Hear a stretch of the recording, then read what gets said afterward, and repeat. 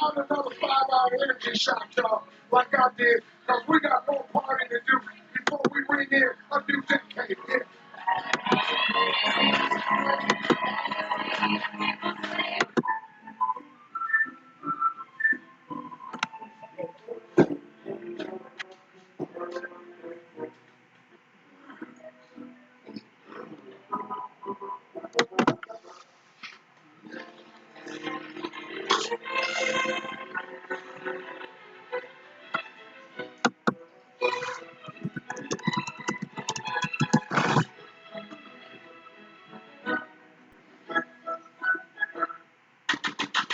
Hello, hello, hello. I didn't turn the volume off, Mom. Treat yourself to the perfect gift tonight. I'm connecting. I thought I was live. Am I live or no?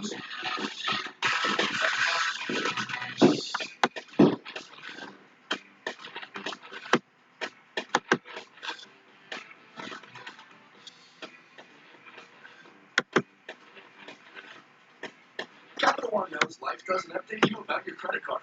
So meet Eno, the Capital One assistant that catches things that might look wrong and helps you fix them.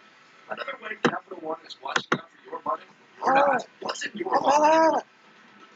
All right. Apparently, won't just let me. This whole new YouTube thing. I'm telling you. Colgate Optic Light. Lightning works. Jordan's 24-hour down and back returns in 1 week on Fox. Fox 35 viewers, if you're watching us using an over-the-air antenna, you're going to need to rescan starting January 16th at 10 a.m. Just grab your TV remote, press the menu. Hey, Marquita, can you hear me? You're going to rescan and hit enter. Your TV will do the rest. For questions or more help, visit fox35orlando.com or call us at this number. And thanks for watching. Don't wait. Get huge year-end clearance savings now. All Hey, Mika T. from only $189. There we go. That's better. I had to refresh this thing because it was acting a fool. Like the sporty and tech-savvy HRV. Can y'all hear me? Can you just please validate that you can hear me? I'm sure you can see me. I just want to validate that you can hear me over my loud TV. All right, Miss Lex. All right, let me turn the TV down. At your Central Florida Honda dealer. All right. Okay. Hey, Miss Lex. All right. This is a little wacky. No, I don't want to do that. Okay.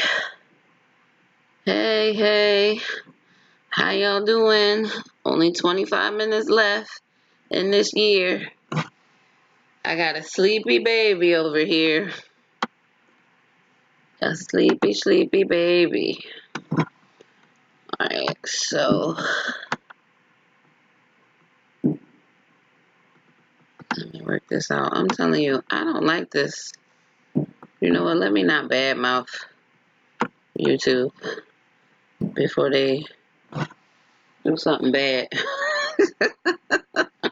I probably shouldn't badmouth them. I got Baby G here, although he's already sleeping. Let me see if I can't get him in the frame a bit. He's already sleeping. I almost don't want to wake him up, but we matching. Come here, bug. Let's pick him up. Okay. I know. I woke you up. It's okay. I'll wake you up again so I can get my New Year's kiss. Alright. We're matching. We're matching. Oh, what happened this Monday? What didn't happen Monday? I'll get to it real quick. I did kind of film through it, so there'll be some more detailed videos coming. Oh, an hour and a half to the new year. Oh, so Miss Lexus, you are in what, Mountain Time? Yeah, Mountain Time. Thanks, Marquita. These were a gift. These were a gift from Lady Leo. Thank you, Lady Leo, for our matching our matching jammies. I don't have I don't have little feet like he does. But that's okay. I don't need the footies. Alright, so real quick about Monday. So if you follow me on Instagram, um, I posted yesterday that I was having a horrible day. Um, long story short, the beginnings of this is some issues with my car again. This time the windshield, real quick, the windshield was leaking. I needed to get it fixed, either resealed. Oh, Central, okay, all right. um I needed to get it resealed, but Safe Flight doesn't reseal windshields that they didn't put in. Thanks, Lady Leo. And so they were supposed to replace it, and so a week ago from this past Monday, I had them come out and they said basically they couldn't replace it because the metal under was rusting. Now that's my fault. I let the leak go too long. It was rusting. Basically, they were saying I needed some body work. So this is just all the lead up to Monday. Not to mention a bunch of other stuff that was going on earlier in the month. Um, but I'll let you guys catch up with all of that once I get my videos caught up. But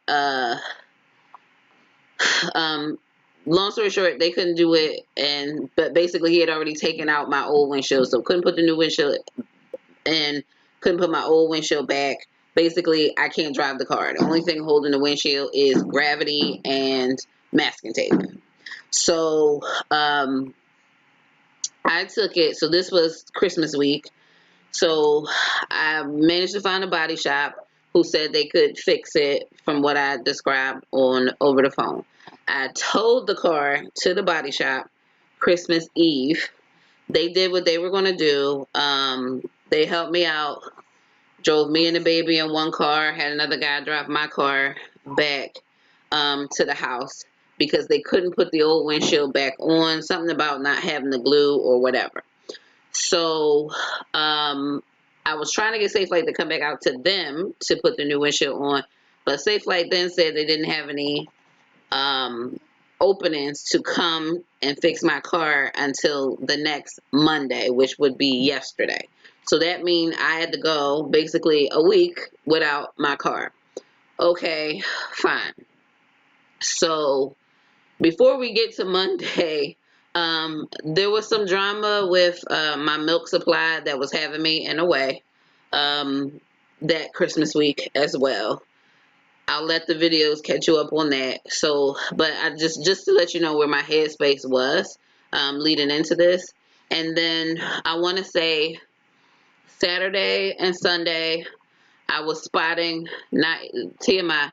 I was spotting not brown but red. Wasn't really sure. Was thinking maybe it would be my first postpartum cycle starting. Wasn't really sure until Sunday evening. Um, that carrier's been the car. Yeah, yeah, it's a 2003, so it's up there. It's up there, Miss Lex Lex. So as of Sunday night, I knew my cycle was starting on Monday, which I'm shocked and appalled because I'm exclusively breastfeeding, and I'm like, I'm not supposed to be having a cycle. What is going on? But turns out me starting a cycle was the root cause of my milk supply. But when you're in it, you don't know what's going on. You're just trying to fix it. So, but I'll let the videos catch you up on all the details on that. So that's kind of where I was. So now that I know my cycle is starting, imagine the hormones. The hormones are like super duper crazy. So then that was going into Monday morning. So Safe Flight was coming out between 8 and 12 Monday morning.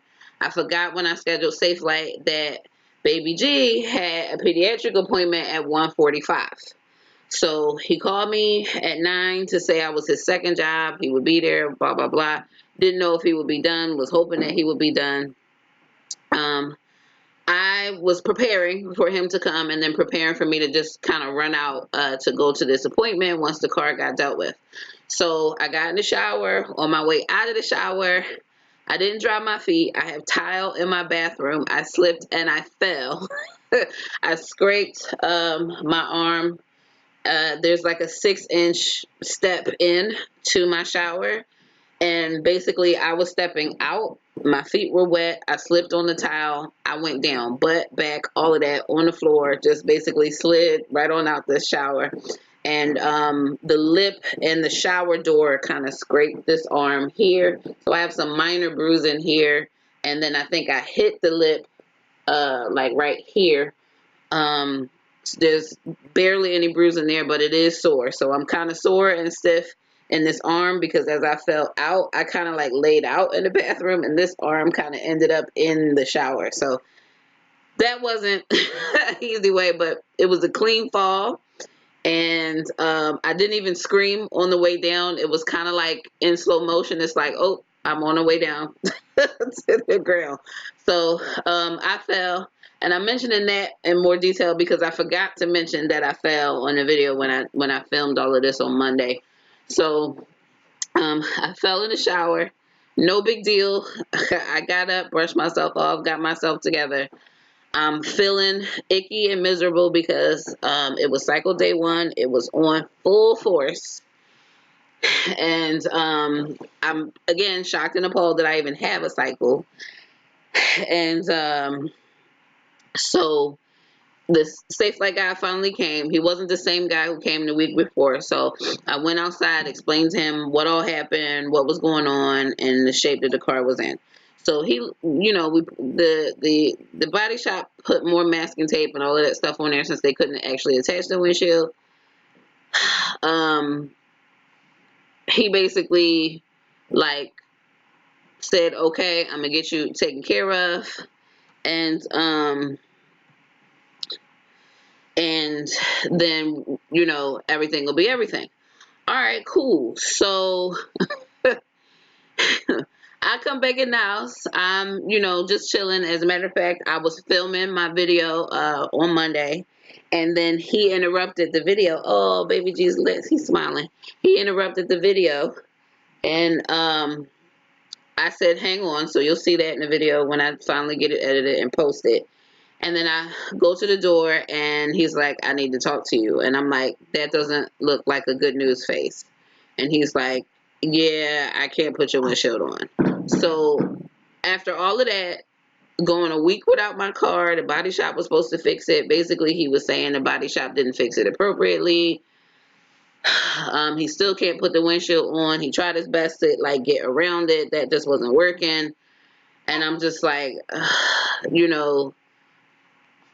the baby had I still had the appointment to go to, and I'm just like, at this point, it's just panic because I still got this appointment. I've been a week without my car, and the initial reaction to them not being able to put it on the first time is kind of like, oh my God, I just put all this money into this car with the transmission and everything, and now you're telling me I can't drive my car because of a windshield. So, so I tried to call the body shop that did the work on the car. Hey, Rachel Faith. Hey, boo. I tried to call them. They weren't answering, but I do recall him saying that they were going to be out. Oh, you're missing all his smiles. They were going to be out until the new year. So basically, I'm like, I can't even get a hold of them for the next 2 days. I'm just trying to think as best I can about my financial future at this point. What it means to introduce a car note right now when I don't even have a handle on what child care will be. It's a lot of emotions at once. I got Ninja right here too. A lot of emotions at once. Hormones are absolutely crazy. I'm feeling completely attacked. Um, and like another bill walking in the house was just not what I wanted. And because I couldn't get him on the phone and what they're saying needs to happen at this point, the body shop basically put me in a worse position. And I called another body shop and they gave me a ballpark of like $2,000 to fix what needs to be fixed just to get this windshield back on. I'm not going to put another $2,000 into this car. I probably and there's no probably about it, I should not have even rebuilt the transmission. The car wasn't even worth what that cost. It was worth it to me considering I just got out the hospital with the baby. Wasn't looking to like run around trying to find another car or anything like that. I just needed something that rolled. That was the simplest thing to do. Unfortunately, it was just a very expensive thing to do. But it's just with everything going on, a cycle, my milk supply, the baby's fussy. I don't have a car that I can drive and all of that. It was just too much at once. And with everything else that had been going on over the course of like this month and the lead up to all of this, it was just too much. So yesterday was too much, and I was incredibly emotional and maybe over emotional thanks to my cycle starting, but I don't know. I felt valid in how I felt at the time, so it is what it is. I still don't have a car that I could drive. I don't know what's going to happen. We're kind of still in it. I do want to call um, the body shop to see if they could at least sand down the body filler, like basically what they did wrong, in the hopes that maybe we can get it in some kind of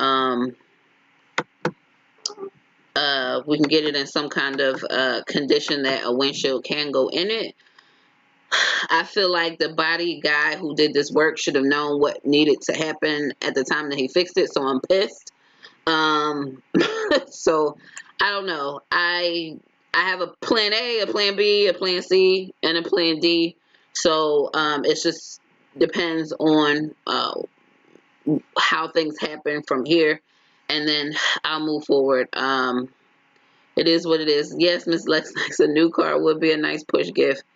But the thing is, I don't like financial, what's the word I'm looking for? I don't want to say instability, but like it's unknown. Like I don't like being in a realm of unknown and then adding bills onto myself. So because I can't see through how I'm going to pay for everything, it's the emotions of I'm about to be off of work for 11 weeks unpaid. I'm still trying to figure that out, and this is yet another bill walking in, and I'm not going to be paid. Am I going to have to go back to work early? Just a lot of things.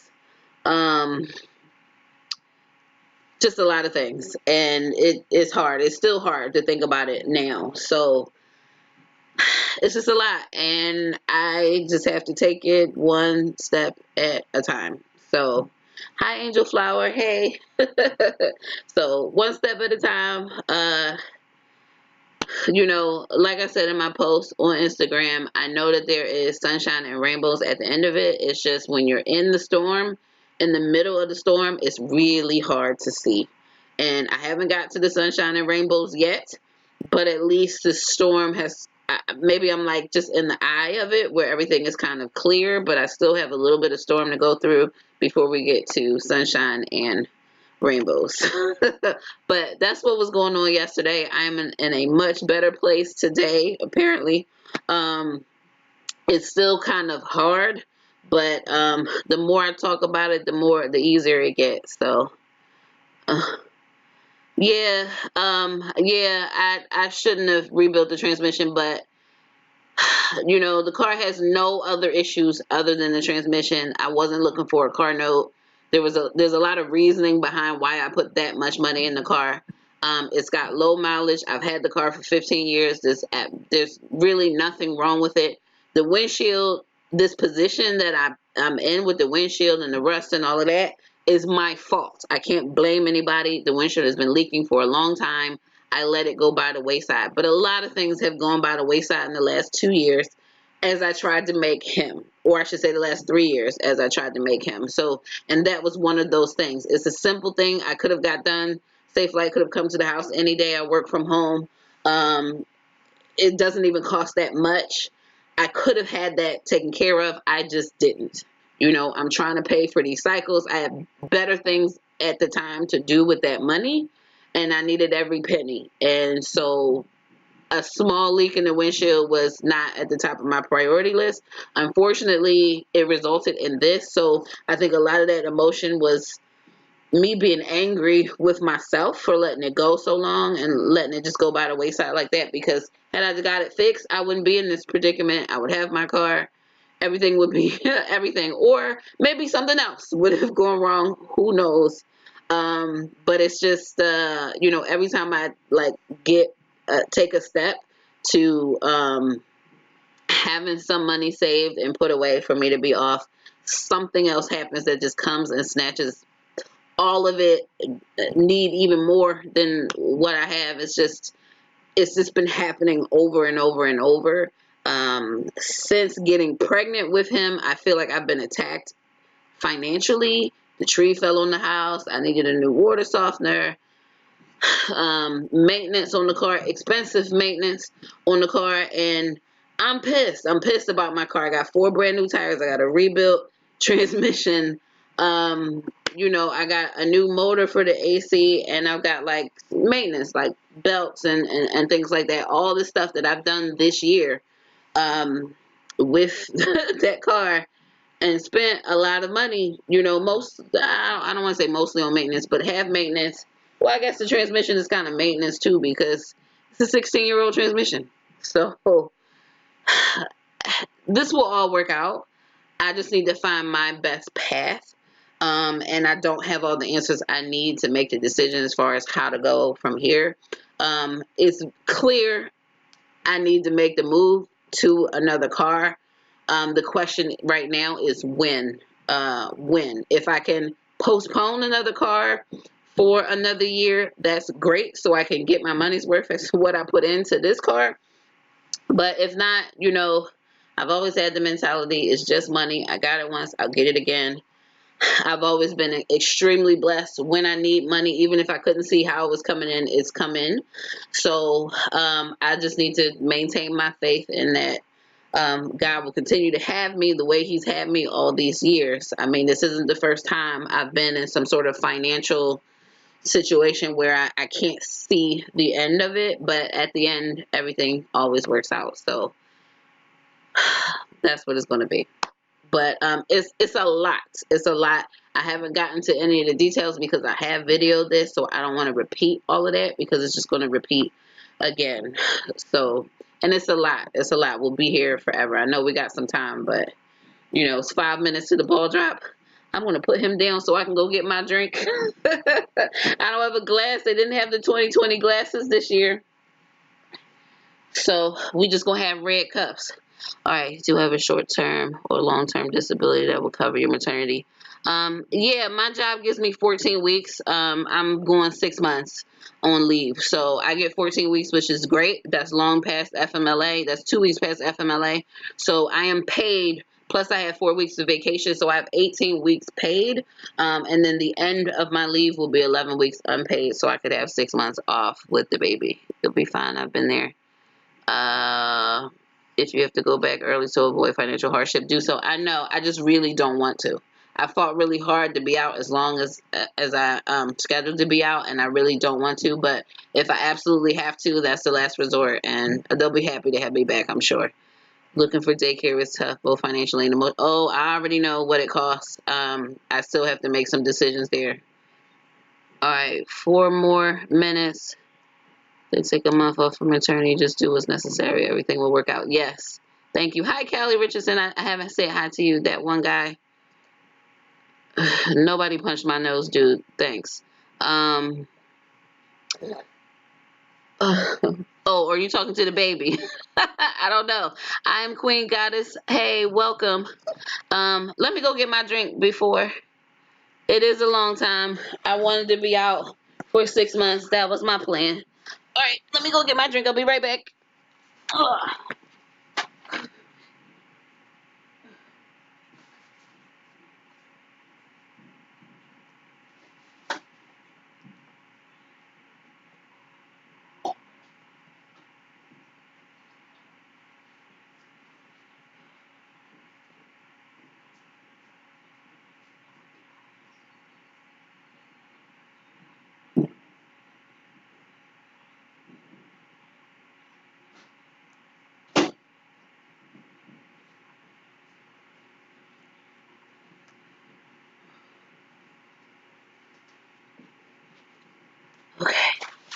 right.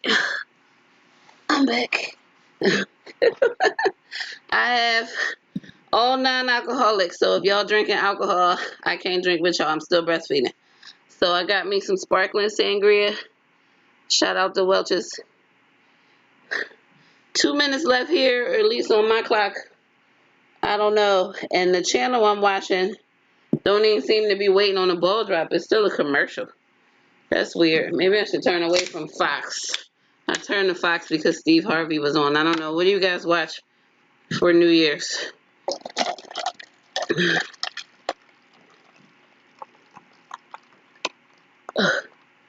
Uh, are y'all watching Steve Harvey, or I know some other celebrations aren't happening for a while. Is it Happy New Year?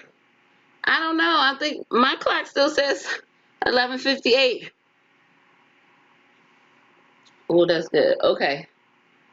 Yeah, so the TV still says 1 minute and 26 seconds, and they're still counting down. So, all right, East Coast. Everybody on the Eastern time zone. Let's see. So last year, I brought in the new year from the east to the west coast. I don't know that I'm gonna make it up there this year, but we'll see. ABC. Watch your eyelids, yeah. All right, 55 seconds, 54. I might be, cable might be a little delayed, so we'll see. It might be a matter of some seconds. All right, the text messages are already starting to come in. 36 seconds. I don't want to wait to toast. This is really good. This sparkling sangria. All right, 25. Come on, bud. He's awake. He's still awake. Yeah. 13, 12, 11. My neighbor's already shooting fireworks off. 7, 6, 5, 4, 3, 2, 1. Happy New Year! Happy New Year, bud! Woo! 2020. Happy New Year. Yes. Give me my kiss. Give me mommy her kiss. Yes. Happy New Year. Yeah. Ooh. Happy New Year. All my friends in other time zones just sending text messages now. Happy New Year, everybody.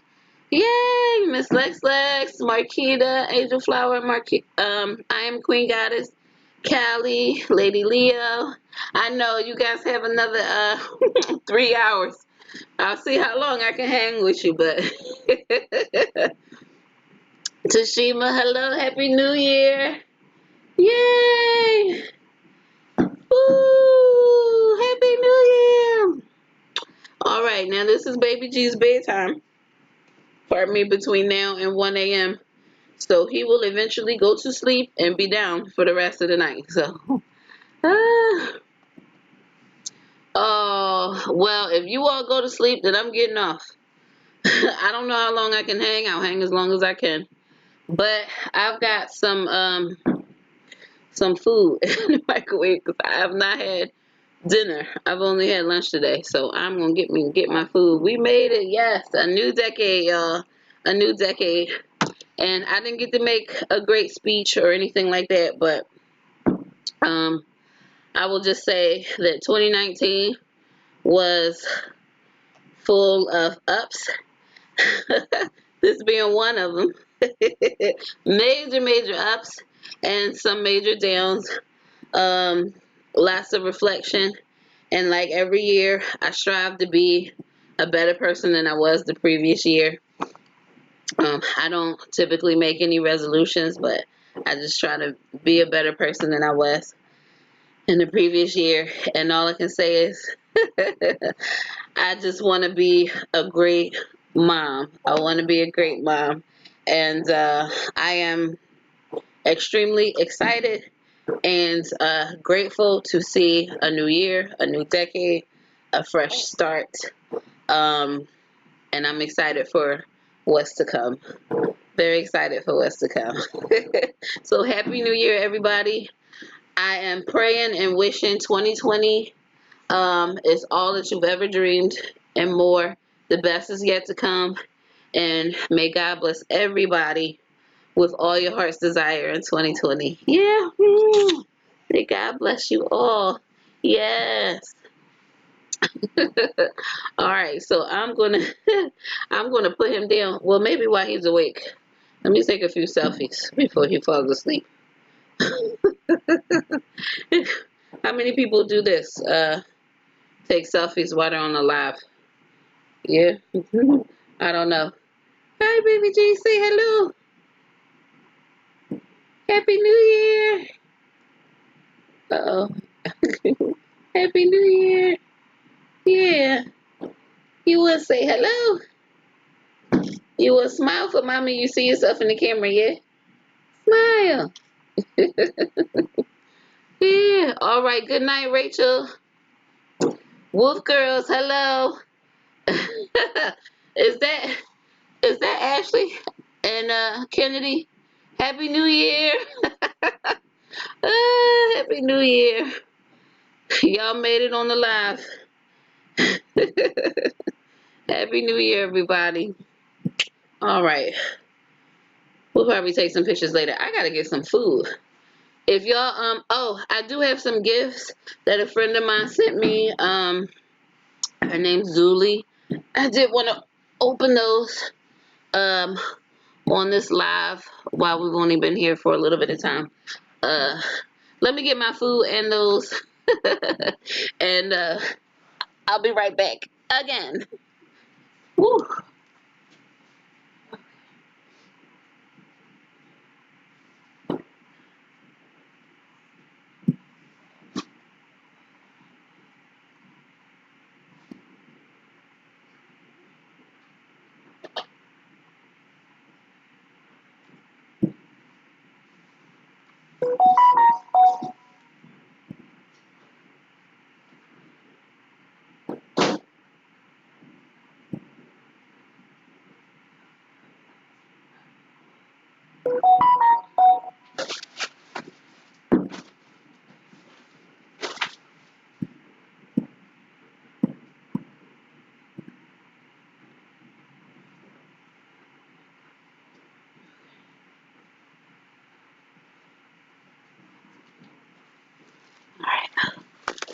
Oh.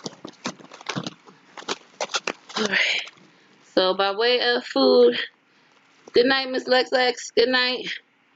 Happy New Year, FD Brown. Happy New Year. All right. So I got a couple of packages here. Let me get in the camera. And all of these are from my friend in Puerto Rico.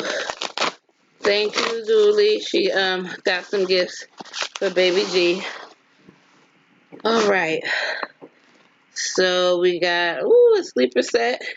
It says one of a kind, and it's got a bib, a onesie, a sleeper. Looks like some washcloths, a blanket, and a swaddle. Here are the washcloths. Maybe a towel. I don't know. I'm not exactly sure all that's in here. It's 9 pieces. A bodysuit, plush toy, blanket, bib, sleep and play, 3 washcloths. Oh, and a garment bag. Oh, I guess this is the garment bag. They included that.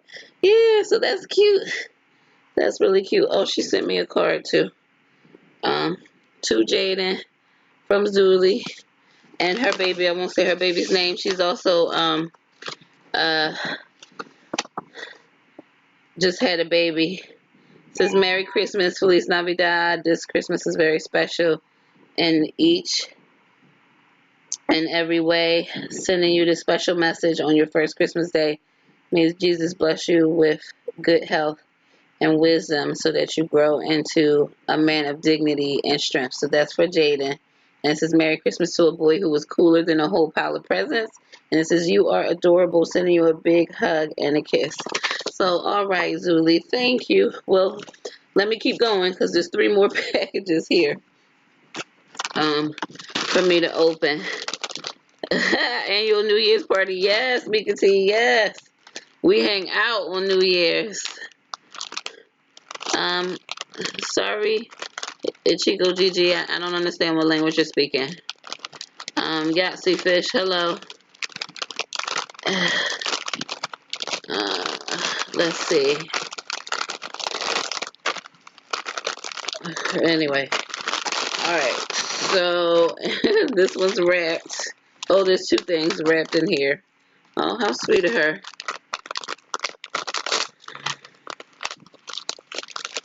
I don't know. They're speaking a whole another language. No hablo español. Alright, here's another sleep and play. This one's 3 months. This is cute. No, fish vibing. I don't smoke anything. Try another live.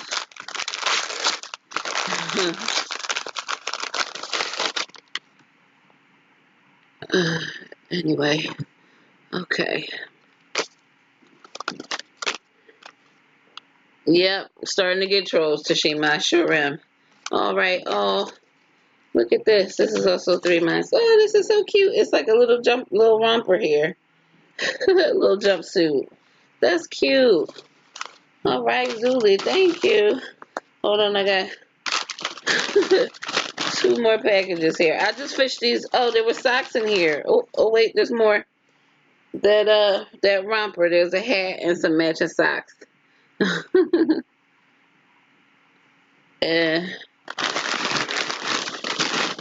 All right. Okay, this is what we'll do.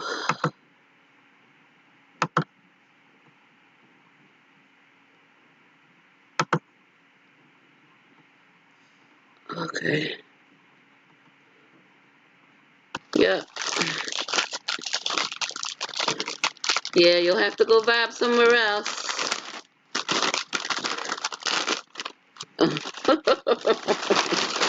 Okay. All right. Let's see. This is another. I guess it's a jumpsuit. This one is 6 months.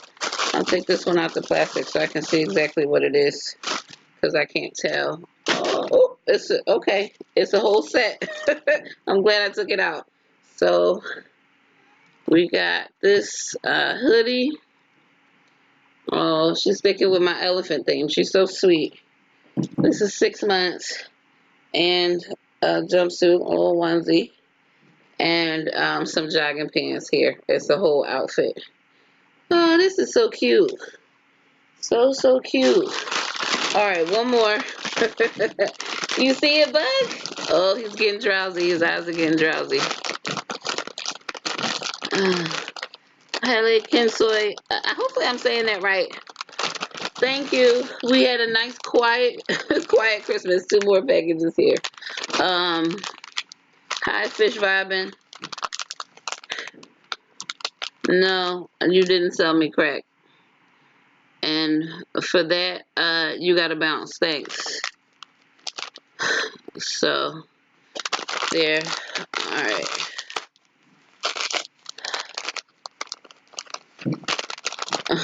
Because I just got them out of the mail today. Alright, so here's another romper. Oh, this is so cute. And it says super cute on the front. Super cute. And it's got a little fox on the butt. Oh, this is cute. What size is this? Oh, this is 6 months. He's got plenty of time to wear this. I'm telling you, I got a tall boy over here. He is the 3 month stuff. He's not even 3 months. So, all right. One last thing. It's another outfit. And this looks like a little bear with a cami parachute here on the pocket, upside down pocket. And that's a onesie, and there's some pants to go with it. So thank you, Zuli. Thank you. Oh, this is so sweet. There were some other gifts. They're coming up in videos that I haven't posted yet. I know my videos are so delayed. I think I'm behind like a month and a half now. Considering everything that's been going on, it's just been really hard to like edit and get them posted. Um, Hi, Stephanie G. Happy New Year. All right, Orpheus. I'm gonna say good night to you. Okay. Have a good night, Orpheus. Find another live. Okay.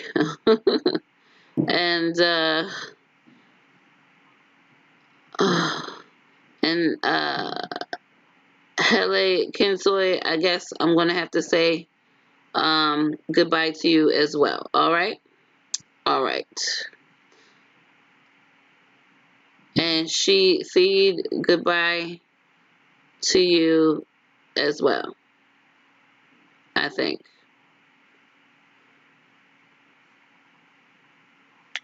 All right.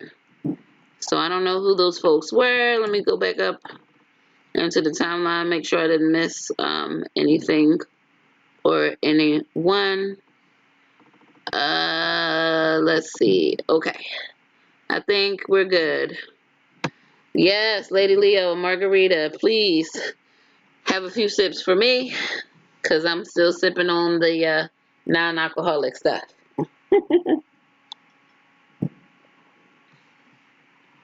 I am doing great, Shiti. Thank you.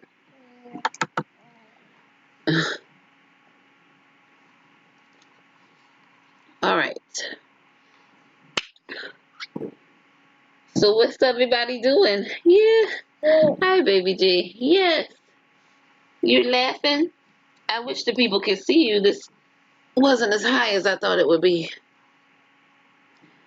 Um. Okay, she said. We like to keep it inclusive here. Thank you. If you want to stick around, you got to be a little bit more inclusive. All right. All right. Some Cocoa Patron, and now I need some ramen noodles. Yes. I don't have any ramen noodles. I wish I had some. I ate them all. I should have got some while I was at the store earlier today. That would have been cool. But I got some shrimp red curry, some Thai curry. Baby G, I thought you were going to sleep. You're not going to sleep? You were just smiling at me. I guess he'll go to sleep soon. Happy New Year, baby. Happy New Year. Oh, yeah. So up on everything. Ah, what's everybody drinking? Since I can't have alcohol. Lady Leo says she's having a margarita. Mika T says she's having Cocoa Patron. Oh, sorry, Sheepy.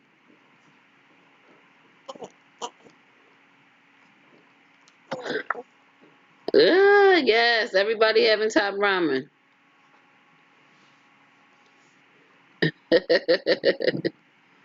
Everybody having top ramen.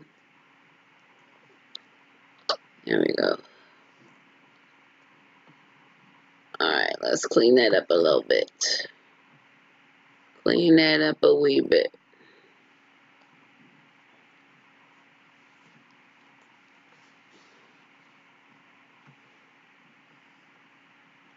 Okay.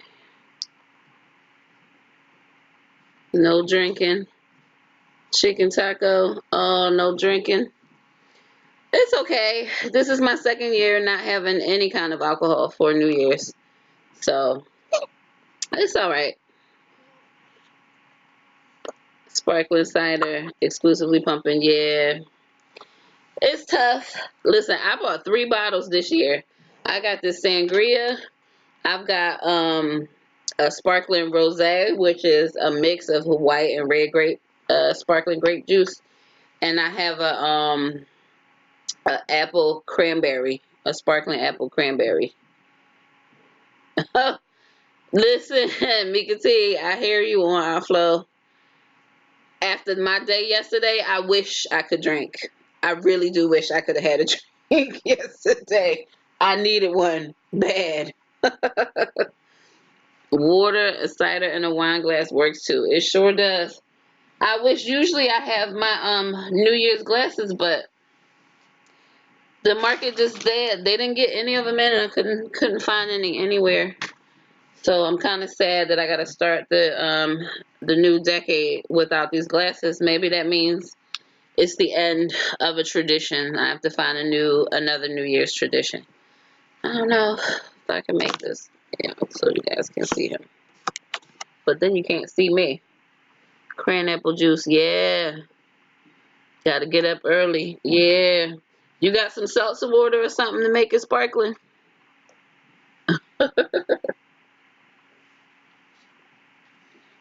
I'm probably gonna put this whole sangria down. Baby G's trying to stay up. No, it's night time. Night time. I know I got this light shining in your face, but it's night time, buddy. Yeah, you don't want the pasty. That's fine. That's fine. It's night time. Maybe if I give you a little vibration, you'll lull yourself to sleep. Maybe. Maybe. Maybe, bug. Maybe. Hi, Ninja. Maybe. No. All right. My little log here is kind of sort of burning out. Let's see. Some of those sparkling drinks as well, and they'll be right for another day. Yeah. They're good any day, but, I feel like something as close to wine as I can get is in order. Yeah. Yeah. Look at this smile. Look at that baby smile. Yeah. Yeah. Yeah. Look at him. He smile for the people. Yeah. And then you gotta go to sleep, bug. You gotta go to sleep now. All right. Let's get to this food here. So y'all eating top ramen? I'm gonna get into my shrimp curry. Sipping on it in a wine glass and pretending it's red wine. Listen, that's why I got the sangria, because the sangria at least sound like alcohol, right? It at least sound like alcohol. I don't know. You gotta try something. Anything to get you through. Anything to get you through. Samia Harrison, hey, Happy New Year. Happy New Year. Everybody's still going. Oh, I know I wasn't pregnant yet. I think I was going into that cycle. Um, Last year for New Year's, I'm trying to think. I think I had just come back from a cruise that I went on right before Christmas. I went on a cruise in December, a quick 3-day. Yeah, a lot changes in a year. A lot changes in a year. For sure. A lot changes. Yeah. Go ahead and go to sleep, bug. You getting there. You getting there. It's okay. You can go night-night. Y'all more interested in him than y'all are me, so I'm just gonna eat and pay attention. Pineapple juice, gotta get up early. Yeah. Well, I ain't got nowhere to be tomorrow. But I sure can't sit up in here drunk, man, can I? I mean, I could have alcohol. I got enough milk in the freezer. I could have just pumped and dumped, but I'm gonna tell y'all, I just wasted 8 ounces of milk. Well, not wasted, but I left it out all day. Forgot to put it in the freezer. I bagged it. I tagged it. All right, Kelly. Good night. Happy New Year. I bagged it and I tagged it, and I never put it in the freezer. 8.1 ounces of milk. I'm disgusted with myself.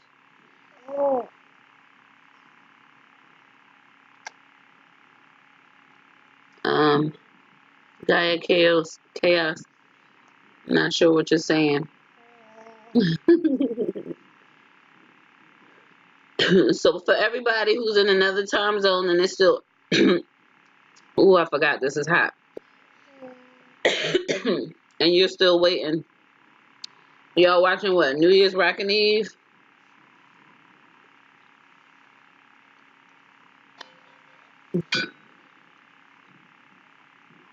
How many people on this chat? Let me see. Oh, 21.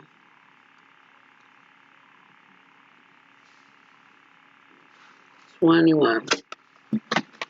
Is anybody else? I know we got a few people out there eating some top ramen. Anybody else eating like me? Or I should say like us. If you're eating what you're doing, does anybody else have any New Year's traditions? Do you make sure that you have collard greens and black eyed peas on your stove?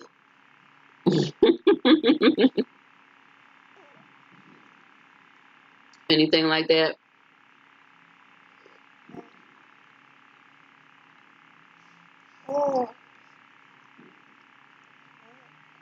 No, some of y'all kind of quiet tonight. I mean, I don't want to just sit here so y'all just watch me eat. I don't really have anything else to talk about. But if we just here and we don't have any topics for discussion,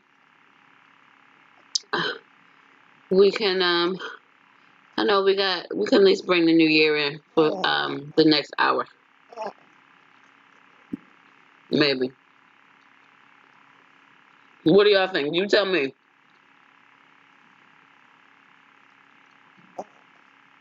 Cause I know 2019 has been a rough year, and some people probably just want to go to bed. On the West Coast, won't be staying up. I hear you. Struggling to clean the house and get laundry done. You know, Mickey T, that used to be a tradition of mine. Everything in its place for the new year. And that used to be the very last thing would be washing dishes. I do have a load in the dryer right now, but they've been in the dryer all day. Oh, ate earlier. If I eat late at night, I'll have nightmares. Oh, well, don't eat. I'm probably going to be up for a little while. Um, but, or maybe not. I'm not so sure. I did nap a little bit earlier today. I don't know. I always felt like if I bring the new year in with a clean house, it'll stay clean the rest of the year. It never worked. Thank you, Virginia. It it never worked. And at this point, I don't have the energy. All right, Tashima, are you having a party over there? What are you doing to bring in the new year?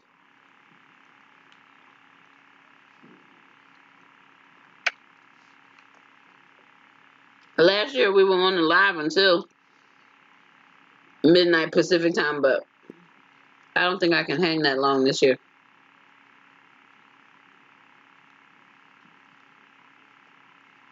Mm. Yeah, there's been a lot of good news. There's been some not so good news for the women in this community. I wish everybody the best.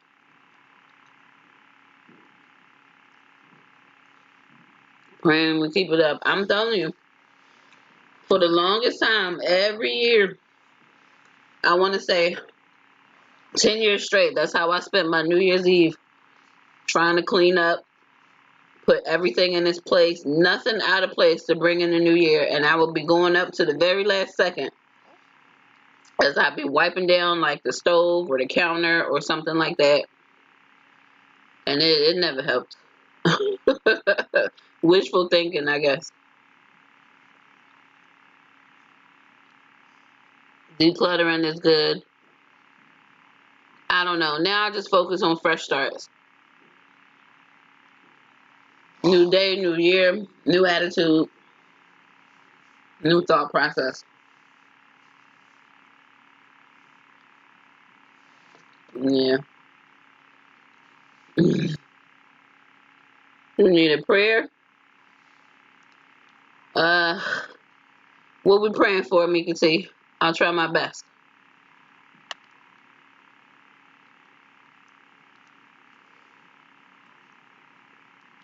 It's always good to be specific.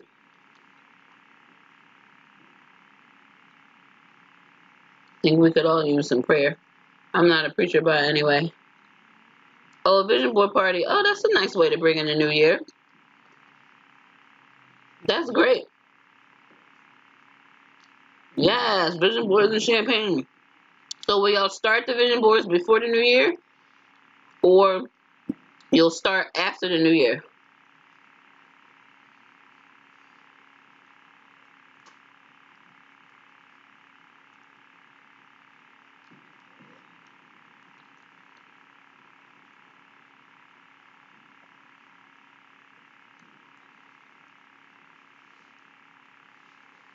Let me turn this up. That's making a lot of noise. Winning the lottery. I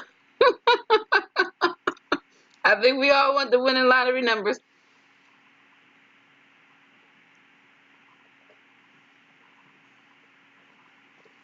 All right.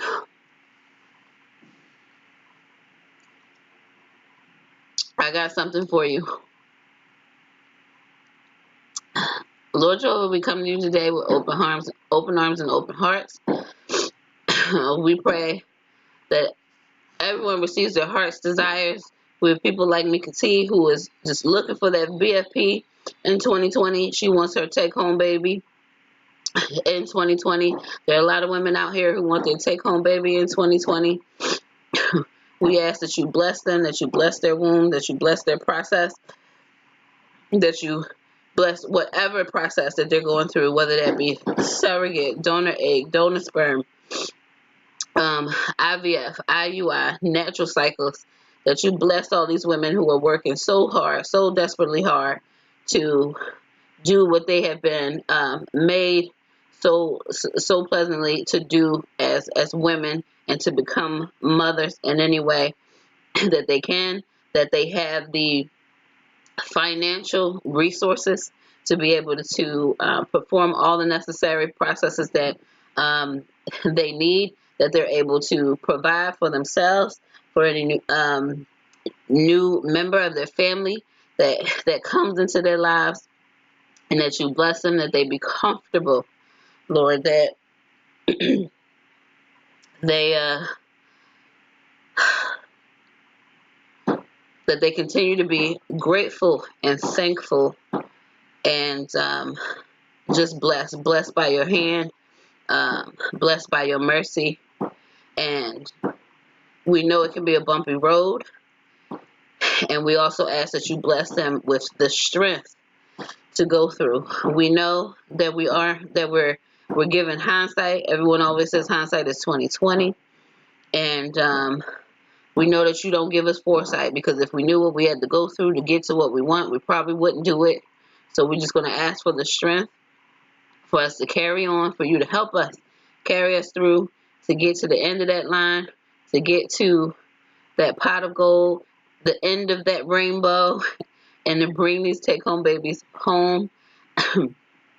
If there are babies in the NICU, that they continue to grow and thrive and be home with their families, so that they can grow up and be happy and healthy.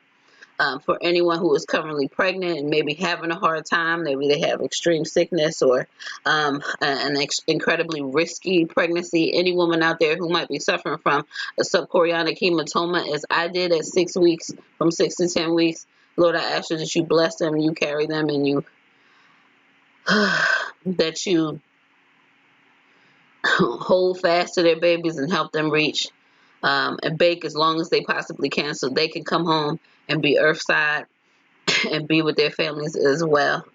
So we ask all these things in your son Christ Jesus' name. Amen. Hopefully that covered everybody. So all right, we continue. All right. Prayers. Before party starts at 10. Plans to reflect. Yes. Then start vision planning after the ball drops. All right. All right. Maroon 5. All right. I like Maroon 5. All right, ladies. Amen. Amen. Amen. I want to see everybody win. All of us. All of us. We all don't have the same path. Some journeys are shorter than others. Some are longer than others. Let's not compare or contrast. Our journey is our journey, and all we can do is just be an empowerment and encouragement and a source of light and aid to anyone else who are I don't want to say suffering, but who are on this journey as we are. And I hope that I can continue to be an encouragement to anyone else who's still in the wait and is still on the road to their blessing. Mm.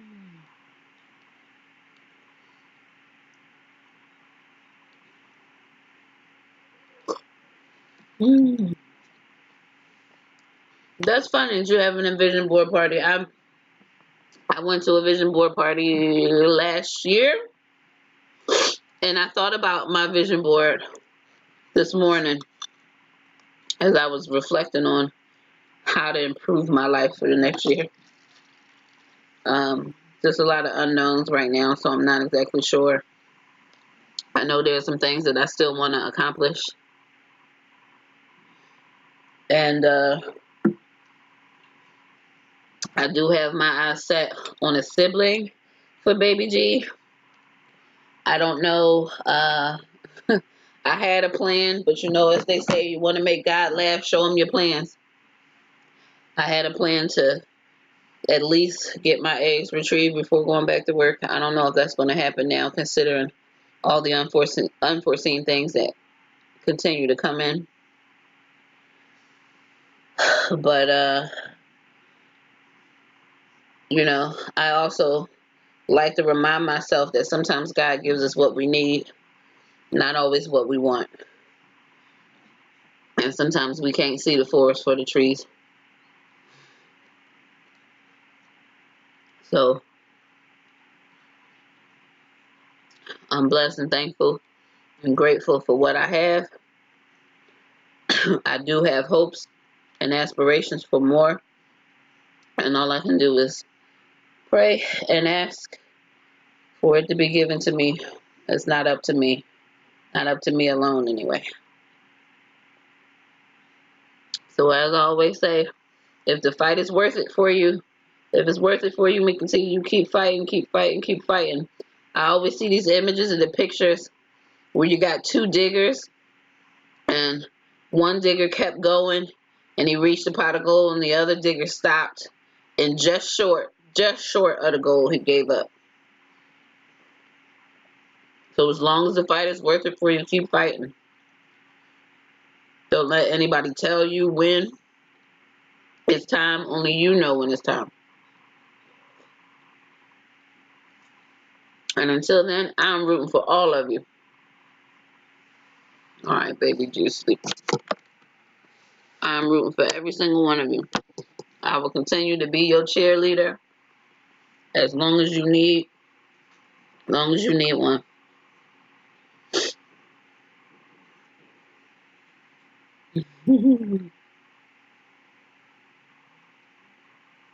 Man, this curry is good.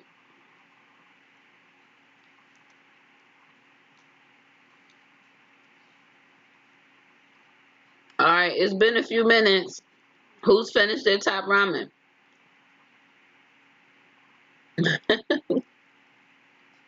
Yes, because see, as long as you have faith and resources, don't give up. You got people like Candace and Tim, they were trying for 10 years. There's Tay Marie, her and her husband had been trying, she had been trying for 15 years. If that fight is worth it, All right, Tashima. Good night. Best wishes. Happy New Year. And all the best on the vision board party. Hope you all have a great time.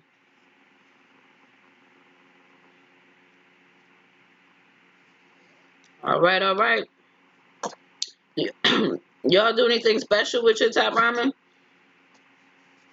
Back in the day, we used to, I don't know, we used to just put cheese in ours. But I know some people like to doll theirs up with meat and vegetables and turn it into a whole stir fry.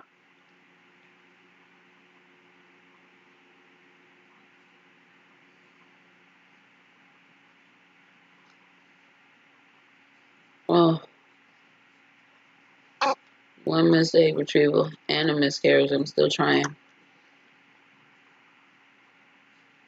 It's a rough road, Marquita. It's a rough road.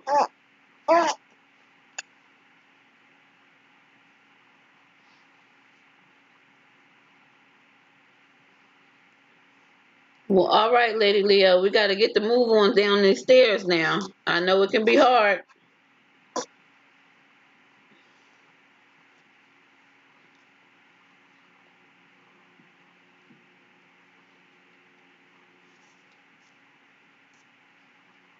So sorry for your loss, Marquita. I'm not sure how far along you were on the miscarriage, but a loss is a loss is a loss. And I'm so sorry for it. Sometimes shrimp today is just plain okay. So you keep shrimp in the refrigerator? I don't know. I don't keep shrimp around unless I have a purpose. I don't buy shrimp unless I have a purpose for it.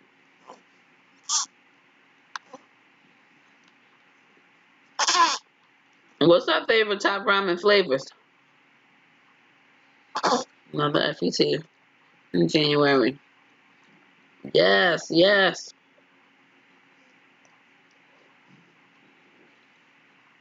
Sticky baby dust, Marquita. Sticky, sticky baby dust.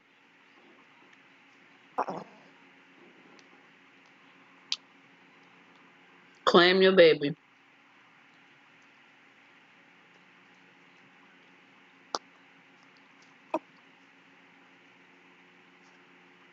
Oh, wow.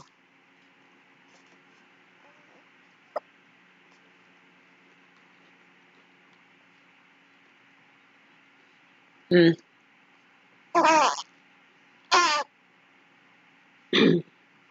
Well, your baby boy is hand picking. He's hand picking your rainbow baby right now.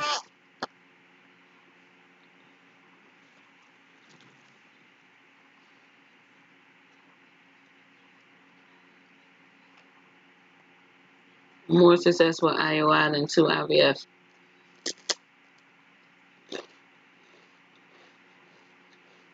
Mm. I wish I would have went straight to IVF as well, considering my black tube and my damaged other tube. I don't know. Maybe I was hard headed. Maybe I was scared. I'm not sure.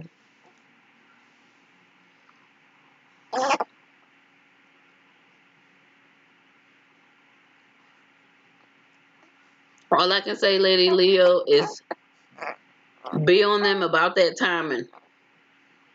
Get real familiar with the timing of your process. Ask questions and be on them about that timing, because that's the most important thing with IUIs.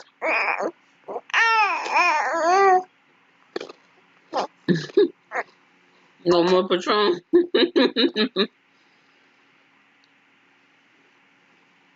Are you doing anything else, Mika T, to help your egg quality? Supplements or anything?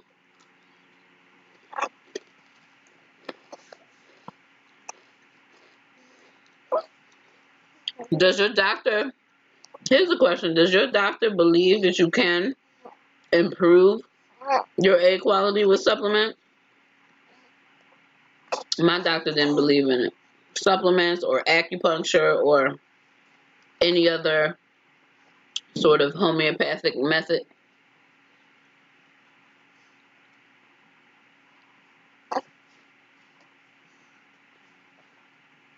Okay, you're using CNY. A lot of miracles come out of CNY, Marquita. A lot of miracles.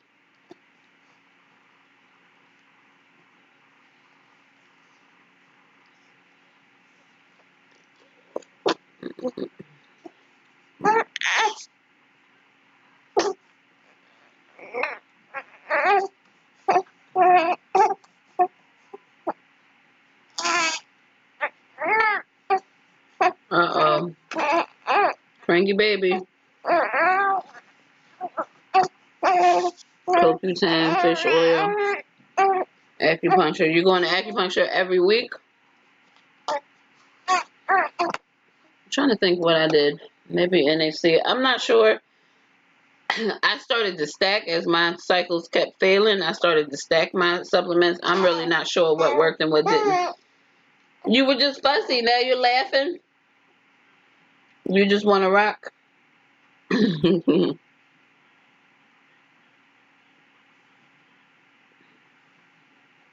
All right. That's good. My RE believed in his process. And if it wasn't what he was suggesting, he didn't care. I've seen so many women have babies because of this facility. Can't beat the prices either. Absolutely. That's part of the miracle. That is part of the miracle.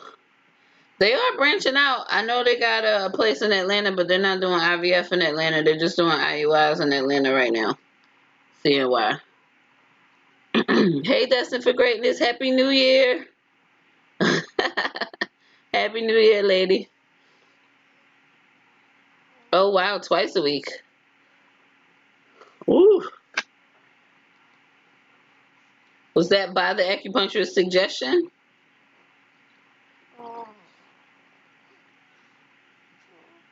I know acupuncture can be super expensive. I went once a week. Since my fibroid surgery, I was going like once a week. And at 80, 85 bucks a session, that got real expensive real quick.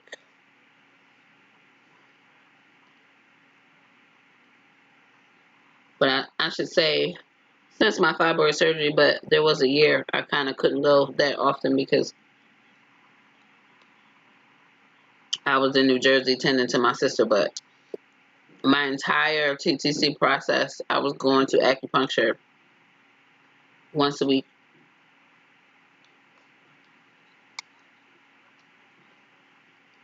Extra sessions for IUIs, retrievals, and FETs.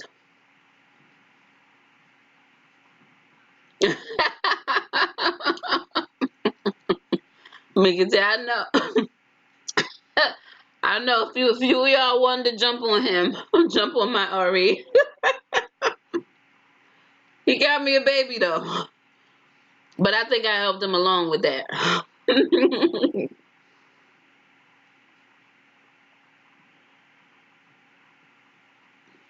Wasn't necessarily his medicine though. I think he was struggling practicing by himself, but he's in a new clinic with some other doctors now, and so they have the resources to get all the other logistics and all the things, the insurance things done. So that all should be corrected.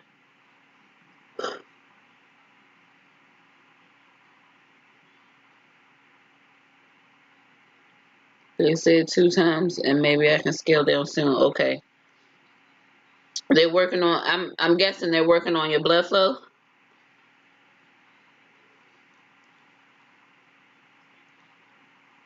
Because I guess that's about all they can do is get more blood flow to the uterus. The least he could do. Yeah.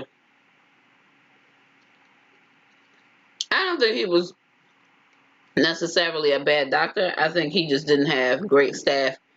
The staff turnover in his office was horrible.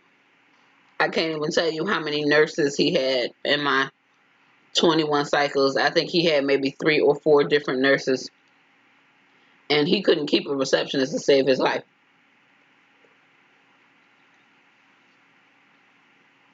But the last nurse and the last receptionist, both of them went over to the new clinic with him, so I guess they were keepers. But I don't know. The previous nurses were telling me he wasn't the nicest person to them.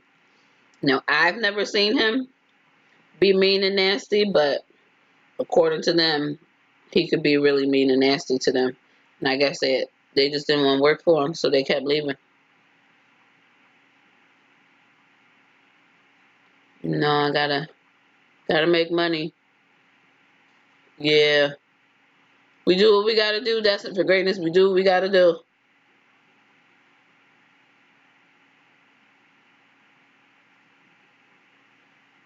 Will you be going back to him for baby number 2? I will be going back to his clinic, yes. Only because, I did do that consultation with the other RE, and it just confirmed all my fears about finding another doctor and all of that. And we have an established process as far as FET is concerned that worked. And I would hope another doctor would want to follow that and not put their own little twang on it. But I don't know. I've already checked because my insurance has changed from United Healthcare to Blue Cross Blue Shield. They are covered under my new insurance. I don't know if the pricing will be comparable to what everything cost before. So I probably will go back there because that's familiar. My biggest issue is finding a doctor that will partner with me in my care, that will listen to me when I bring him an idea, and that's hard to find. And that was the issue with the consultation that I did with that other RE. She didn't seem to be open at all. She just really didn't seem to be open. I know, I'm hoping, but my donor doesn't make very many baby girls. Unfortunately, he makes a lot of boys. He does make girls, but they hard to get.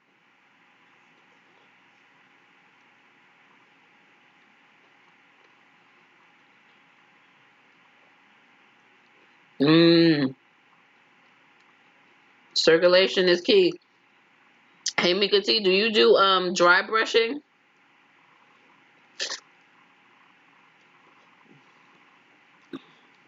That's something you can do at home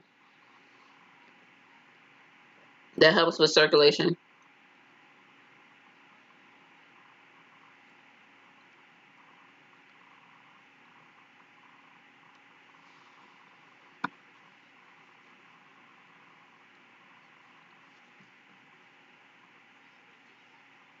Oh, it was difficult, but he was good.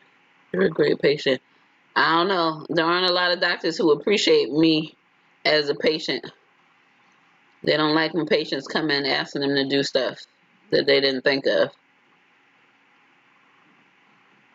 What I've been finding, like watching a lot of ladies go through their process, and even when I did that consult with that other RE, she said it herself that a lot of these REs, when they've been doing it for a while and they found a formula that's been successful for them, they're sticklers about their own process, and they really don't want to be told to do anything other than it. And I think that's a lot of the issue. Like, I don't know if any of you guys watch Chris Plus Joe. They go in there because they've had cycles done in other places. They're in Australia, but they've had cycles done in Spain. And they bring all the lessons from their previous cycles. I mean, they've had like 8 IVF cycles.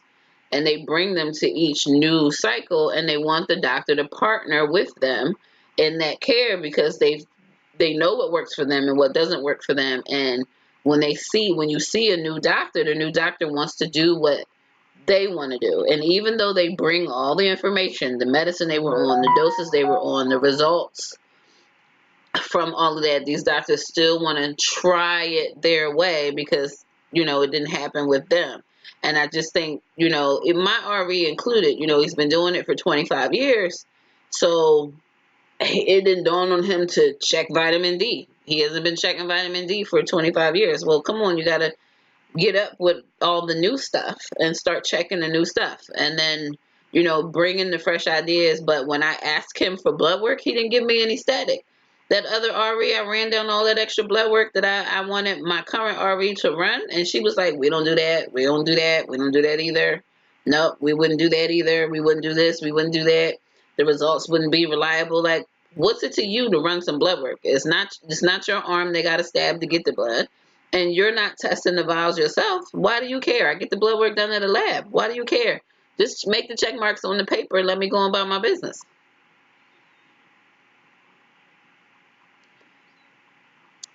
Marquita, out of your other embryos, how many were girls? I had 6 embryos out of my 2 IVF retrievals that went to PGS testing. Only 1 was female. All the other 5 were male.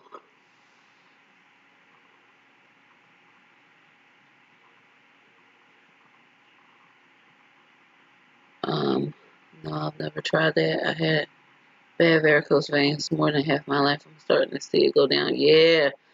The dry brushing will help because it helps your adrenals. If you've got like swelling, it'll help pull a lot of that water off you. And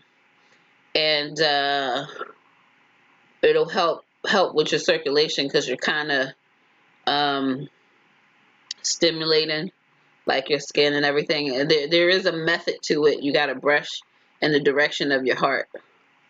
There's definitely a method to it. And it's also good for like exfoliation. Is good for like cellulite and all that. It's got other benefits too, but it will definitely help with circulation.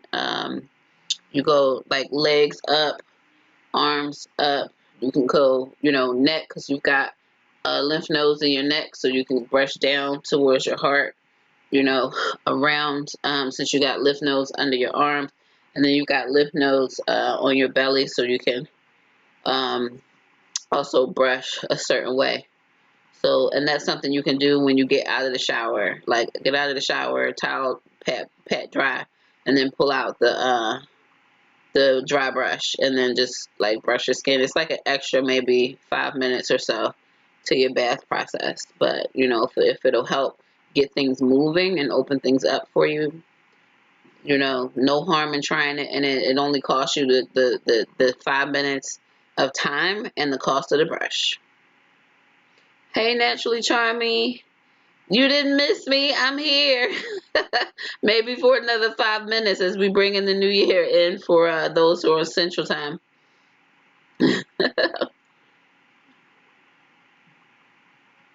Yeah. Hey, Lady Leo, I'm a great patient. I'm good. I'm educated. I just like to keep the doctor on their toes. That's all.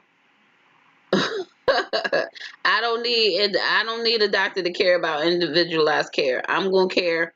I'm gonna handle my individualized care. I just need the doctor to be open to it. That's all. That's all me can see. The doctor needs to be open to it, and too many of these doctors don't want to hear what you got to say.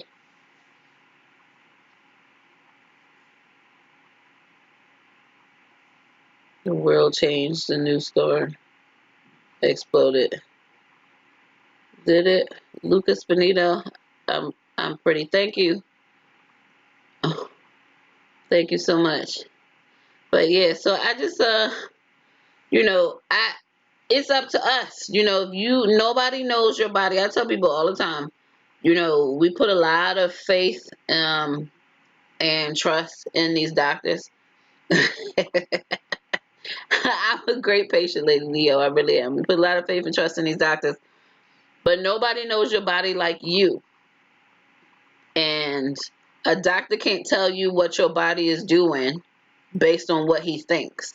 You know what your body is doing. You know what you feel. If you're in tune with your body, tell the doctor that whatever he think is going on ain't going on. Speak up. All I'm saying is speak up and advocate for yourself. If you feel like something's wrong or you're uncomfortable, I'm not telling you to tell the doctor how to do their job.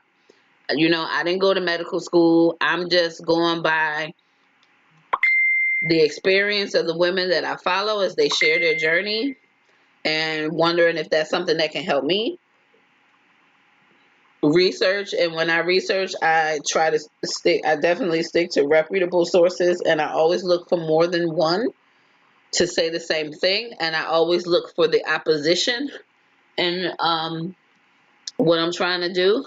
So, you know, it's good to play devil's advocate with whatever you're trying to prove as far as the doctor is concerned. And if you have to print something out, a scholarly article or whatever, and bring that to the doctor to get them to hear you, then by all means. But if a doctor doesn't want to hear what you have to say or isn't open to another idea or can't give you a good reason why that doesn't work for you or why that won't work for you, then it might be time to look into another doctor. And that's part of the reason why I stayed with my RV, as troublesome as it was.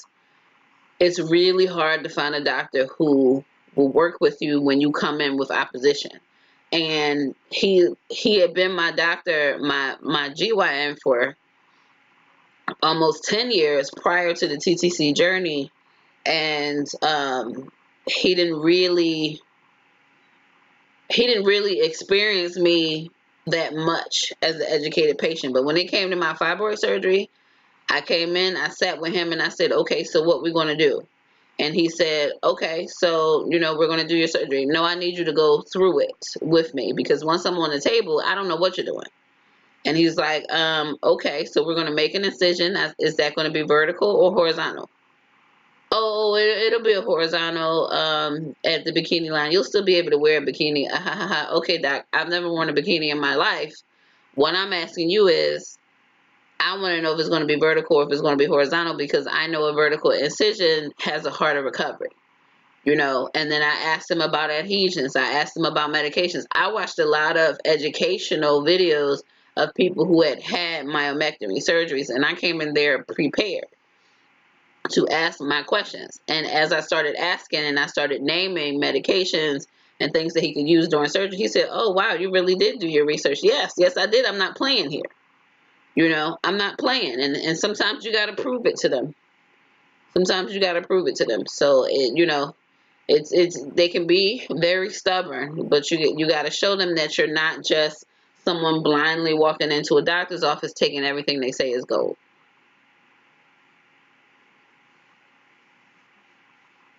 Asking for A1C.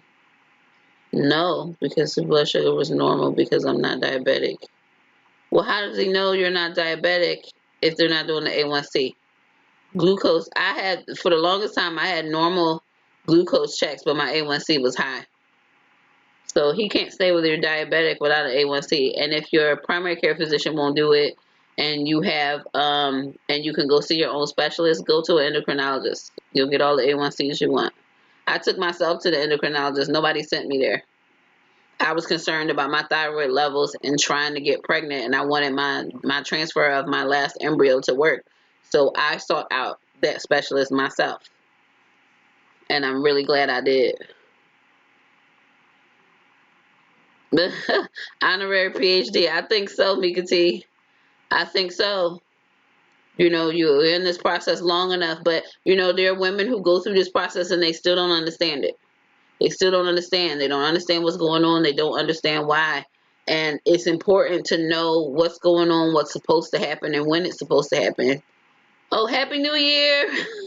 That's 101. Happy New Year, Central Time Zone. Happy New Year.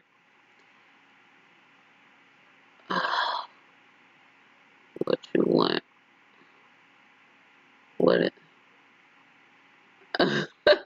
I don't know. I don't know what they're talking about. That I'm.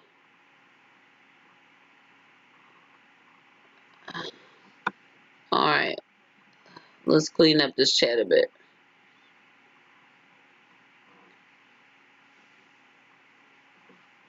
Okay. There we go. All right. Destined for greatness.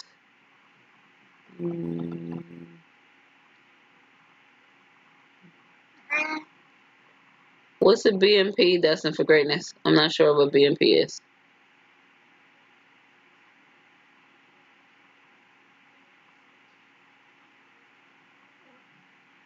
I just had my labs done to see my levels. Went to my primary care and also an endo. Yeah, I'm trying to tell you. Everybody, you need to build a team. Everybody is on your team. My team was the dentist, the acupuncturist, the chiropractor, the endocrinologist, the primary care physician, and my RV. And all I needed was for people to do what they specialize in. I don't need nobody else trying to do what they're not a specialty in. If you're the RV, I don't need you trying to manage my insulin resistance or my high blood pressure. You stick to trying to make this baby and let the other person on the team do their job. Mm-hmm. Basic metabolic panel. Does the basic metabolic panel include an A1C?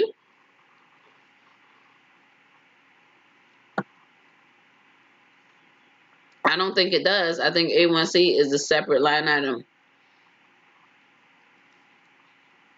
on those blood work charts.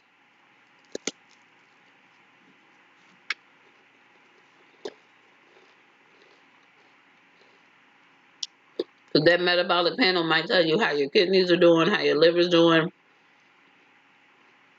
but I don't think A1C is on there.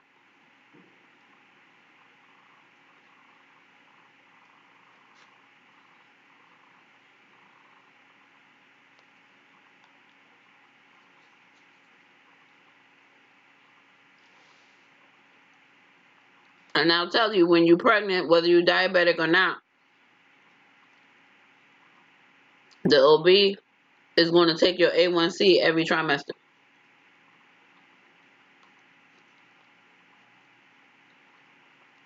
So I don't see why that doc couldn't just run your A1C. Again, simple blood work. I don't like doctors that's giving me static over simple blood work. You're not asking them to do anything extra, just check an extra box on a piece of paper. That's it. Shoot, sometimes I got half of mine to check the box myself. After they give me the order. I'm not suggesting you do that though. But I'm going to tell you there were many times I really wanted to.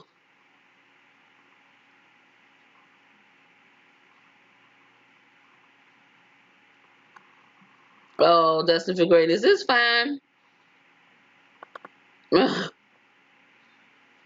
It's fine. We can talk. We've been talking about all kinds of things before you got here. We were talking about top ramen and what we were drinking or not drinking, or what we were drinking that wasn't necessarily alcoholic. Yeah, glucose on the basic metabolic panel, Dustin for greatness, is not going to tell you whether you're diabetic. Glucose is a point in time number. So that changes, if you ate, if you didn't eat. That's not going to tell you whether you're diabetic. Not at all. Not even if you take it fasting. The only way to make that determination is to look at A1C. A1C is a 3-month look back. So again, I don't understand. It's just an extra box on the same paperwork.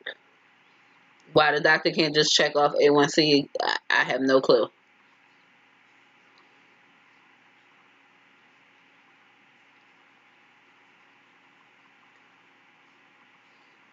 And I think I want to say my primary care physician, they were able to take my A1C with a finger prick in the office.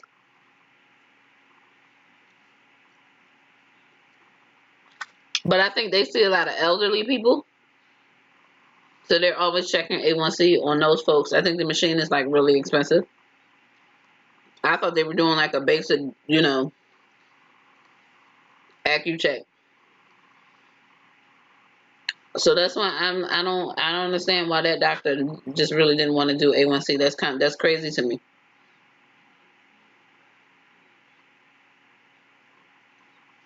What's wrong, me super? Why are you thumbs down? You're new here. This may not be the live for you, son.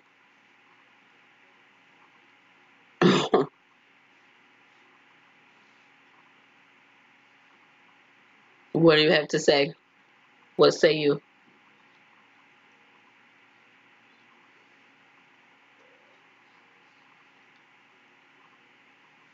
I'm trying to tell you. That doctor's telling you you're not diabetic, but tell them prove it. Simple way to prove it would be an A1C. You finally getting up to go get those noodles.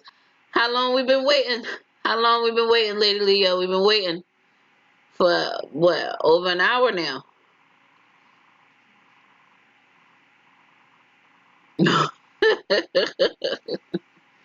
Ah, I like chicken. What kind of ramen noodles we like? I like creamy chicken. Um, I like picante. Uh, there's also a I want to say jalapeno. It's some kind of green spicy, but that's good too. Mm. Get that margarita, Lady Leo. Get that margarita. Salt or sugar?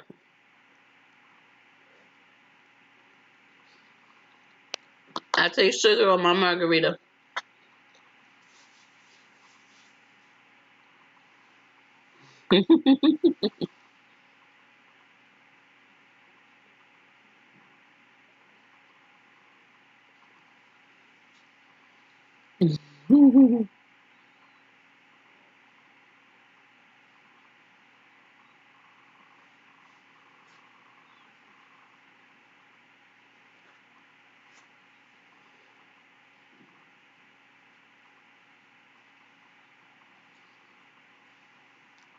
Man, I don't know why I get shrimp in my curry because I always have to pull the tails off.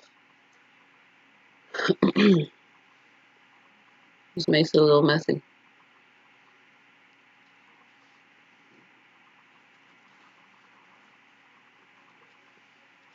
Um, don't say you're behind. You're not behind in life. Destined for greatness. You can adopt at any age. Although the older you get, the harder it will get. But you can adopt at any age. That's the good part about adopting.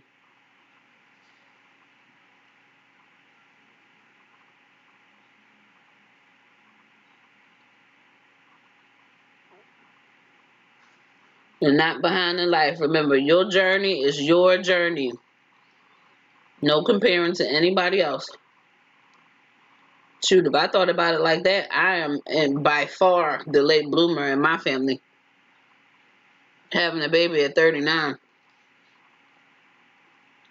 My mother had me at 36 and I was her sixth child. So talk about late bloomers.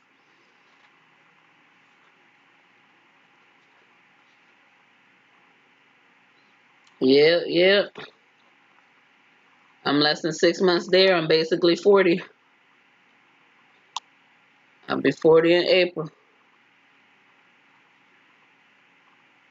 Mm-mm. Happy New Year, Nikki. Hey, lady.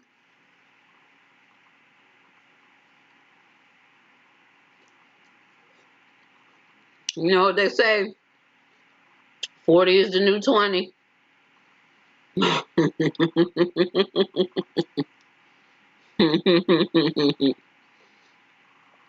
You're welcome. I'm trying to tell you. You get one life. You lead it. You only behind if you say you're behind. Can't nobody else tell you you're behind. Time is relative.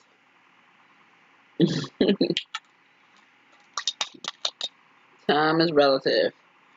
All right. I'm officially finishing this bottle here. We short on time here.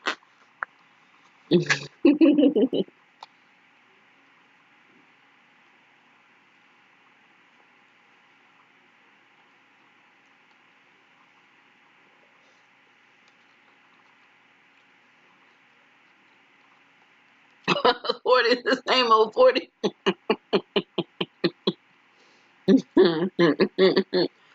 Maybe if you age is a state of mind, Lady Leo. It's a state of mind.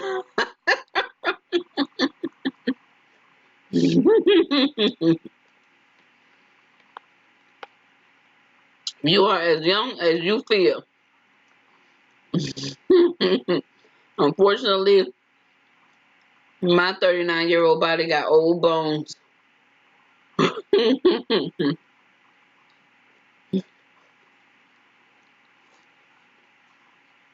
I'm going to blame the 36-year-old mitochondria my mother had when I was conceived and born.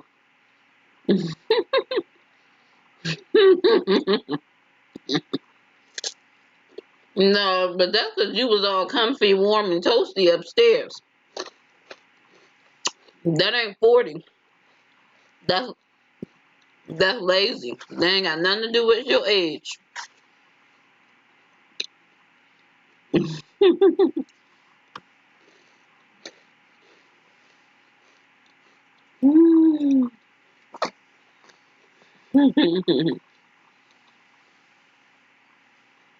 I'll tell you, I'm a big girl too. All these doctors complain about weight. They complain, they complain, they complain. I know women, BMI over 47, went through IVF successfully in the single mom groups. Again, maybe the exception and not the rule, but just bear in mind that weight has no bearing on egg quality. No bearing on egg quality. Weight is more of a factor in how well your medication will affect you and increases your chances for complications during pregnancy. But your weight has no bearing on your egg quality. If it is affecting your ability to ovulate every month, then that can be an issue too. But as far as your egg quality is concerned, weight has nothing to do with it. And that is based off of a scholarly article that my RE was kind enough to hand me when he was trying to deny me access to IVF because of my weight.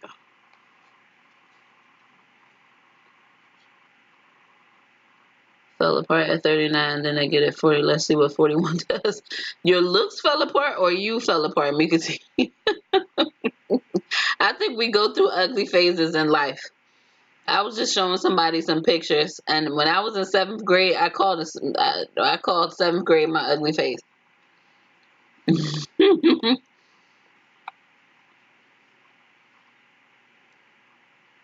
Graduate, I'm married, so I'm starting over with a new career and everything. That's all right. That's all right. What makes you happy?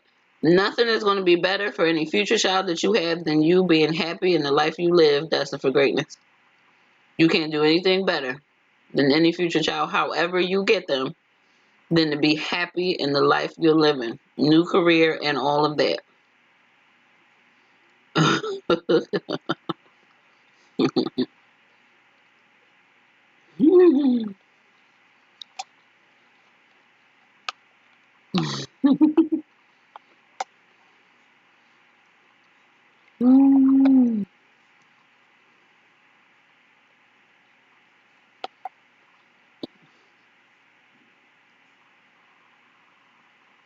Looks old and all great.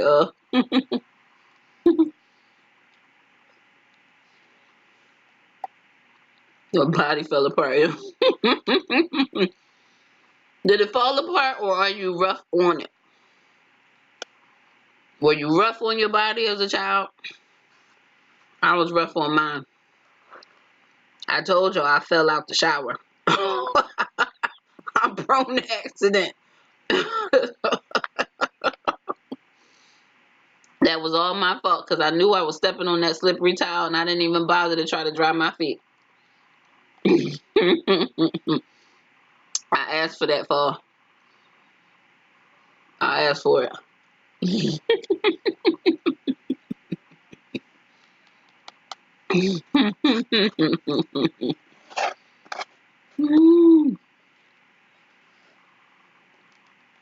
But that's all right. Mika T, we gonna get you some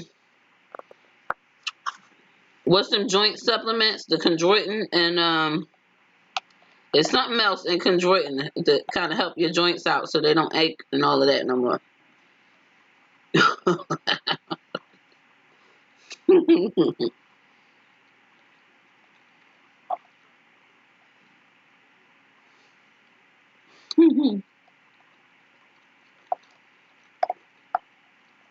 I'll say if it's one body part you need to take care of, it's your feet.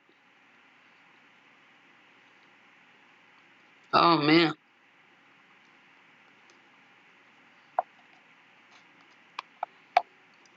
You know what, Mika T, you might just need a good chiropractor. A chiropractor can change your life.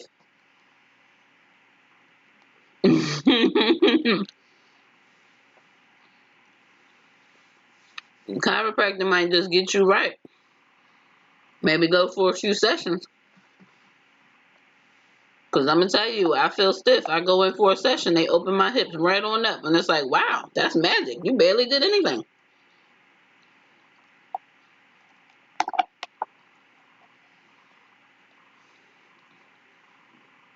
hmm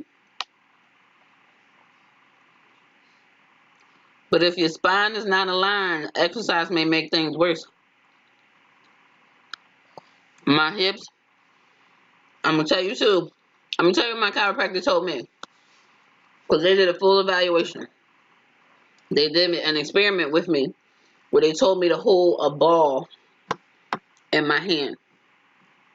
I don't have a ball handy, so I'm going to use my phone.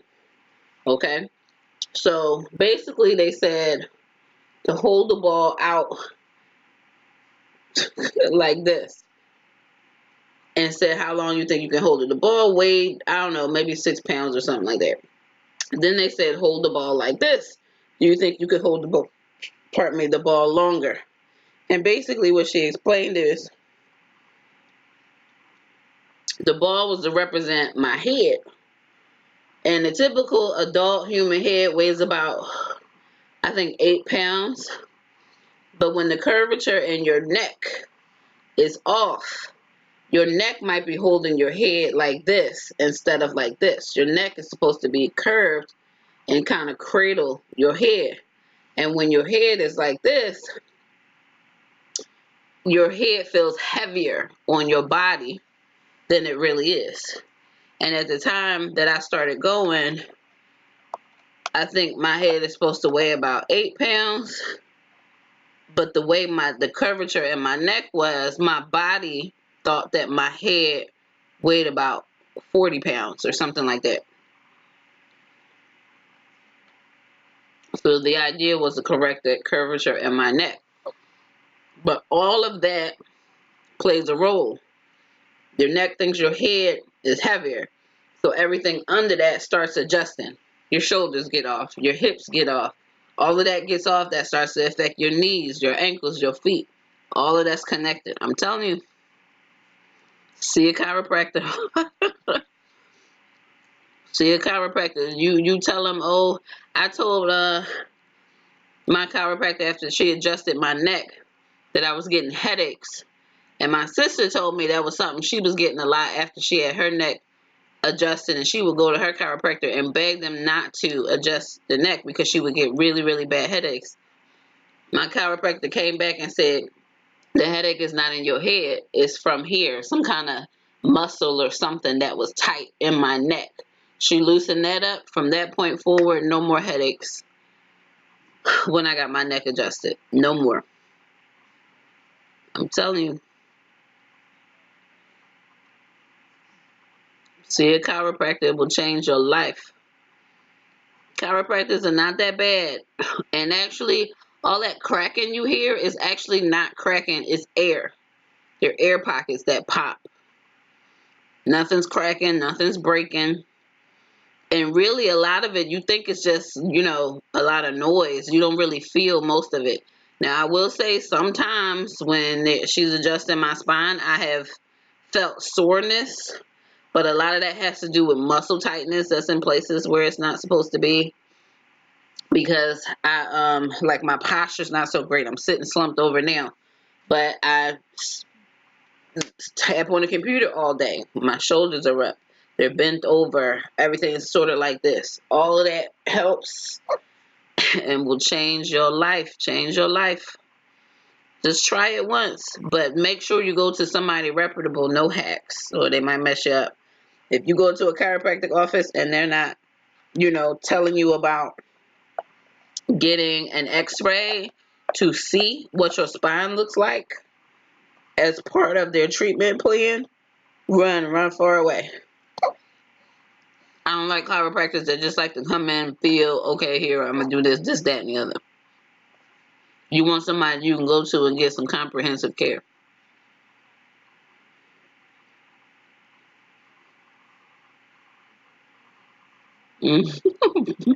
Bacchiotomies.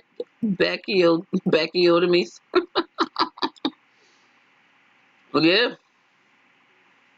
They've got these, like, I don't know if they like tank tops or, they're not bras, but I guess some of them are bras that's supposed to help with the support in your back and kind of pull your shoulders back or what have you. But if you're at a computer, it's almost like natural to kind of lean forward, then your arms get slumped over. Like if you don't type like a regular person or whatever, your posture can get really bad and off. That creates a lot of tension up here. Then the muscles get tight here and they're too loose here, and that creates other problems. Because I'm gonna tell you, I was running, or I should say slow jogging, a 5K 3 times a week. And I started having trouble with my hips and they would hurt. And I would feel good and I would run and then my hips would hurt again. I kept re-injuring myself. And the problem was my hips were unstable. I had to stop running. So exercise will help, but exercise can also hurt if things are not aligned like they should be.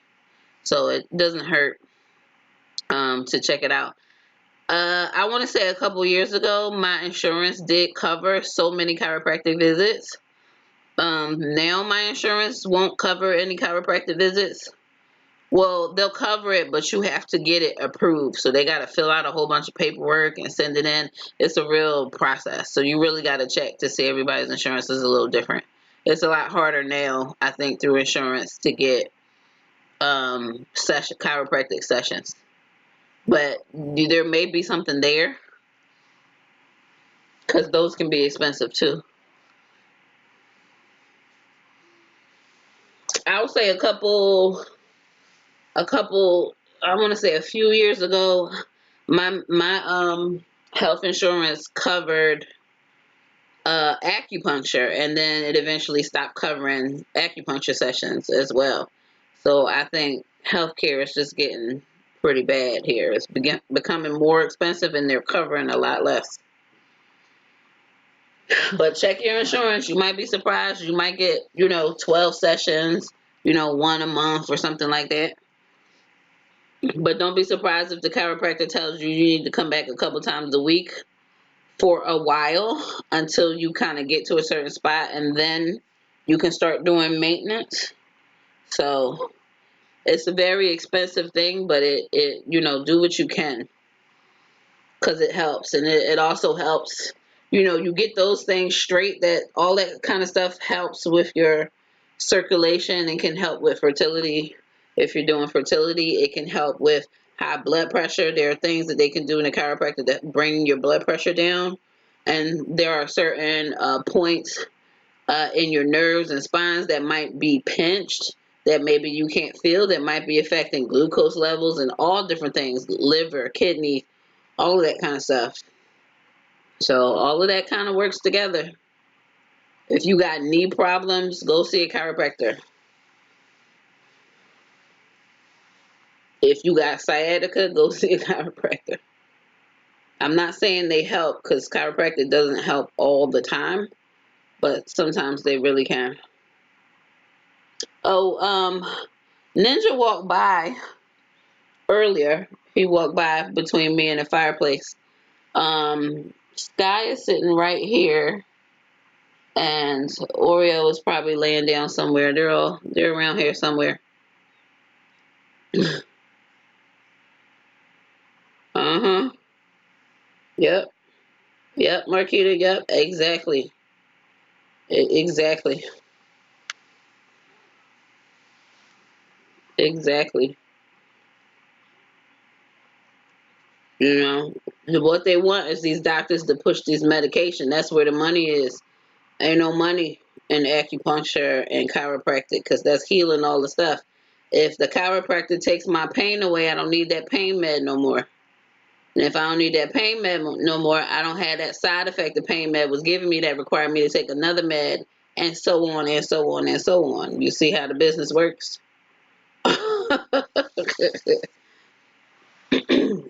They want to do is push these drugs, man. They want to push these drugs instead of getting down to the solution.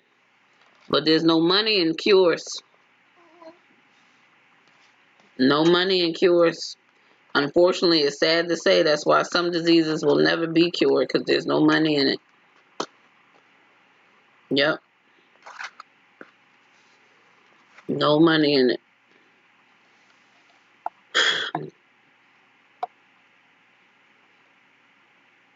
We got our noodles and the drink. Found a piece of cake all shucky up. I don't have any dessert. I guess I kind of do.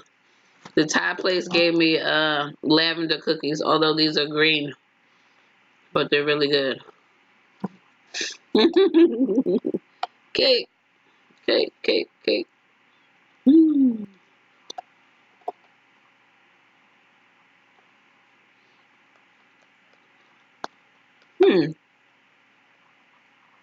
Goodbye 2019. Hello 2020.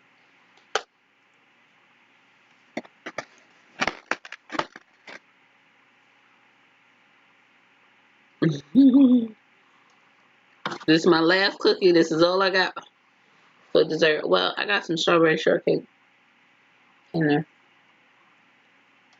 Not cake, but the the little ice cream pops. I finished all my curry. That was a big one too. I must have been hungry. I ate all of that. I've been eating my little lavender cookies that came with my Thai food. That's kind of dessert.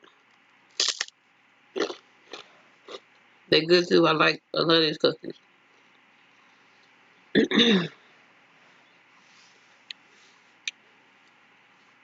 But I didn't get any dessert from the grocery store. Bad dream.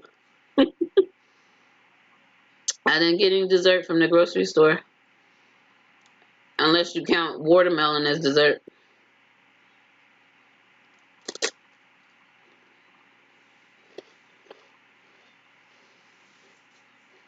Hmm.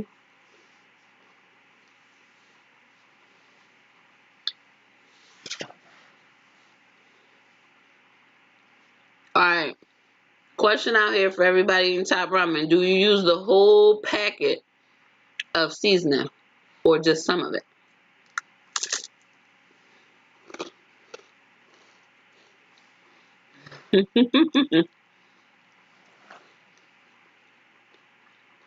Nope, I didn't get any. I didn't look for the banana pudding. Mm.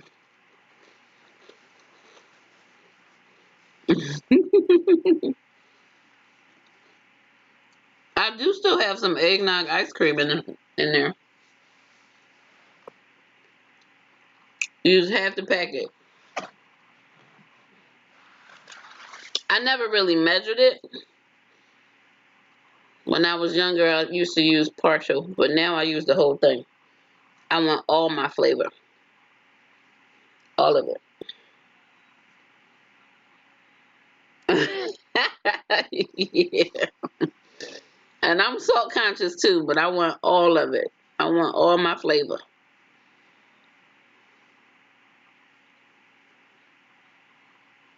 I leave no liquid behind. I'm gonna tell you, Mika, see, I boil just enough water so all of it can get in there. And then I don't even boil it all the way because if you pour it in the bowl while it's still hot, the noodles keep cooking.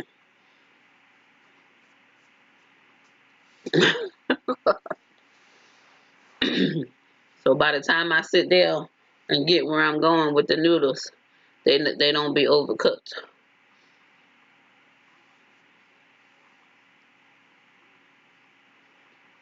But I will say I can get carried away with them and too much. I think they got a lot of MSG in them. That's the only thing. Salt is one thing, MSG is another.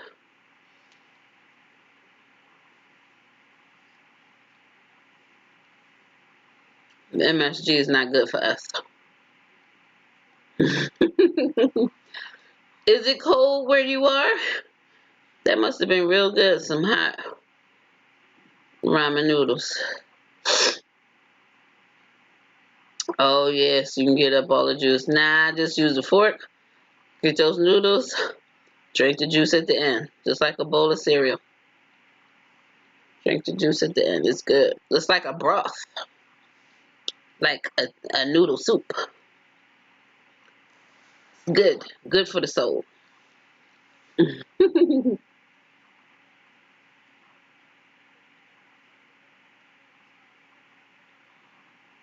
Oh, they replaying this Steve Harvey New Year's. I guess they replaying it for you folks. On the West Coast. They done set a world record for the most amount of people dancing YMCA. And they had the village people perform. I don't know if any of y'all watched that. Oh, maybe they're not replaying it. They're just talking about it on the news. Oh, no. They're definitely replaying it because they clock say 10:06. I don't know what's going on there.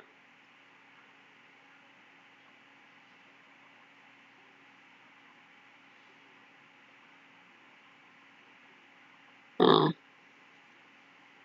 hot pot for my birthday, and it was everything. Ooh, what's a hot pot? What's that? I feel like I heard of it, but I don't. Remind me.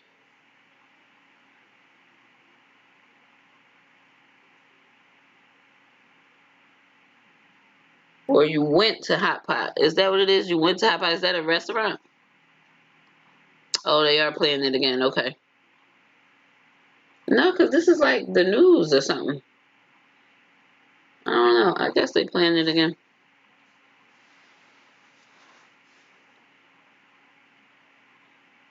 Blood pressure. I know.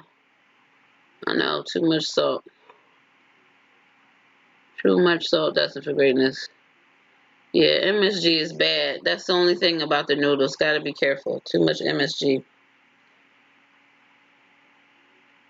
Cook your food in a broth. Oh, okay. Is that kind of like the melting pot? I guess it's kind of like the melting pot where they come out with the cheese. You got the like it's like like they got the cheese fondue, and then you pick from a broth and you put like your steak, your chicken, your fish, and then for dessert they'll have like a chocolate fondue or something like that.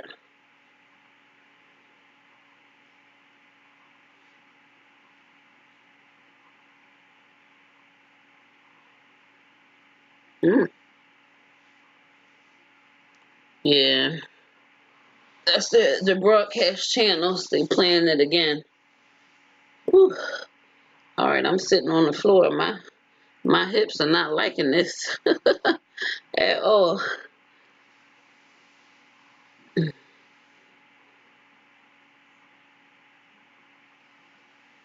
Happy New Year in Brazil. Feliz Ano Nova Feliz. Novo Feliz. Hopefully I said that right, Henrique. But no hablo español. Lo siento. No hablo español.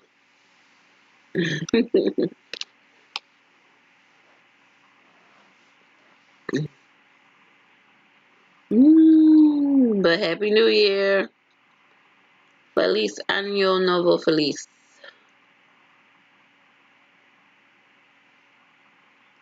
2020.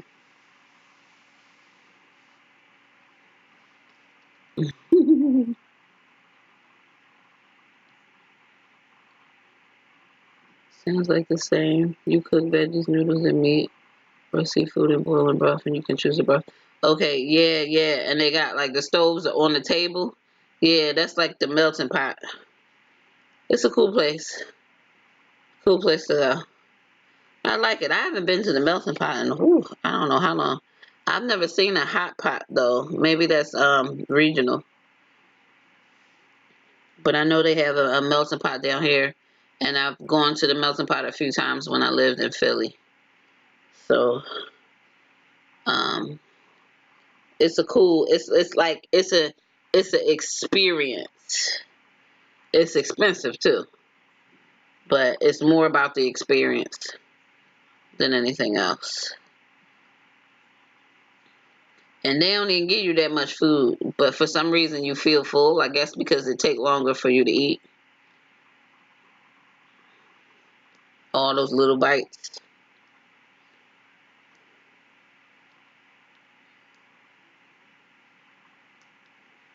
I like a good hibachi though. New York and New Jersey. Okay. Okay.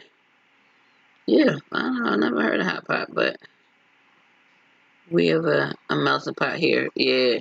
It is pricey. It is pricey. But you know what? It's a lot better to get like the dinner for two. That's better than getting like the a la carte stuff. You go there and get the dinner for two. I think that's like $100. All you can eat around $18. Oh, that's much better than the melting pot then.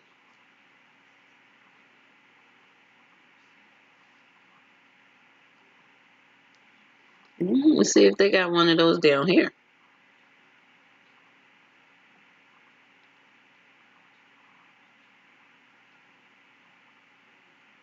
Hmm, I like that.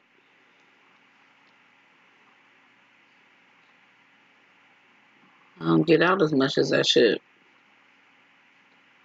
Now that I got a kid, I need all the buffet places I can get,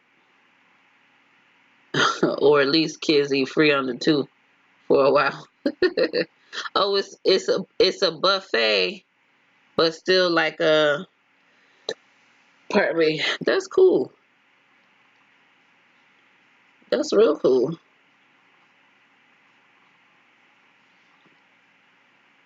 So, well, how do they do that? So they just got all the raw meat up on the buffet, and then you go and get the raw meat and bring it back to your table and cook it.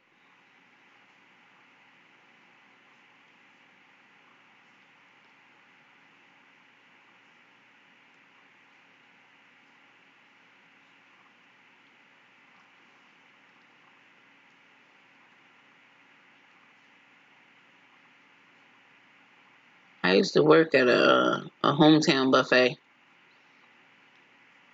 so excuse me if buffets are not on high priority on my list. Seafood boil. Hey Marquita, I had the Publix here had snow crab legs on sale for $9.99 a pound last week, and I got me 2 pounds, and I steamed them with Old Bay and had my sweet corn, Old Bay, Old Bay butter, and minced garlic. So good, so good. Only problem I had is that Baby G wouldn't let me eat in peace. They have the veggies and noodles. You ask the waiter for the meats. Okay, all right. I just wanted to be sure because raw meat running around on a buffet table sound like a bad idea, especially if the place got kids running around, which most buffet places do. Mm-mm. That's cool. And they got noodles too, so you cook the noodles in the broth as well. See, melting pot. Oh, well, the last time I went, they didn't have noodles. I don't know what they have now. I haven't been there in so long. I wonder if I should burn this other log. Too many mukbangs on YouTube. Mm. Yes, those snow crab legs were so good, so good. Oh, with my corn, my little corn cob, sweet corn, so good. Yeah, I tried to go back and get some more snow crab today, and the sale was over. They were back up to $14 a pound. I was like, oh well, killed that pipe dream. Glass noodles, yeah. All flavored noodles like ramen, spinach noodles, plain. Oh wow. Wow. I'll have to check that place out if I get a chance to go. I've never been. That's pretty cool.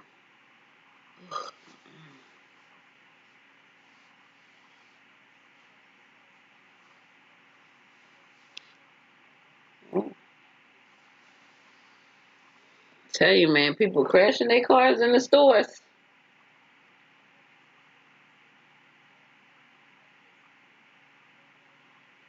Oh my God. Apparently, the news is saying storefront crashes, as in somebody driving a car through a storefront. Apparently, somebody drove their car through a Beef O'Brady's. And according to a study or something, it happens more here in Florida than in any other state in the country. Why, I don't know. Maybe it's the elderly people down here. Husband's always calling me a savage for what I do to seafood. But hey, you're not a savage. You're just efficient at getting all the meat out of the crustacean. That's it. Efficient. Wouldn't call it savage. I think people leave too much meat on the crabs. You got to know how to get all the meat out the leg, out the knuckle, all of it.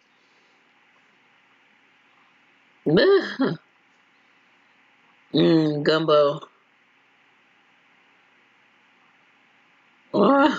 Patrol, yes. Yes. See, when you come from the Northeast, we efficient at cleaning out all the appropriate meat from the crab. See, when they live somewhere else, they don't eat crab like we do. That's right. I don't like it. Like you look at what he do. He probably left all kinds of good meat on that crab for you to eat. Trying to tell you. That's right. No meat gets left behind. Those crabs don't give up much meat to begin with. You can't leave it behind. Cannot leave it behind. Except the dead man's meat. The dead man's meat, we don't eat the dead man's meat, okay? We know that, right? We don't eat the dead man's meat. That extra salty part. I will say I was told as a child not to eat it, but I did try it one time. It was super salty. I never did that again.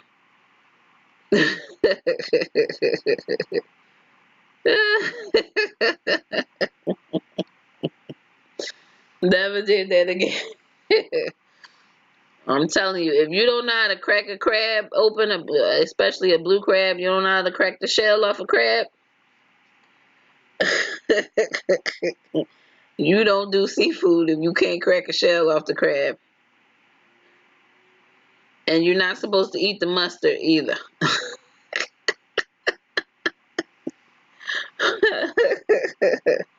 No dead man's meat, and you don't eat the mustard. However, However, if you're not in a place where you can rinse the mustard off, you do the best you can.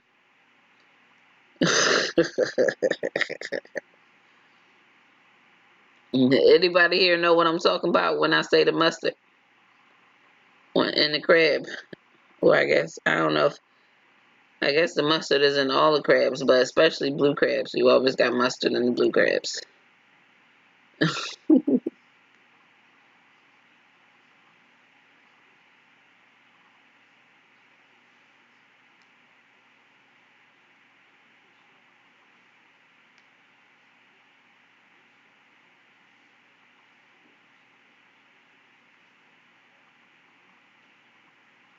Yeah, mustard, yes.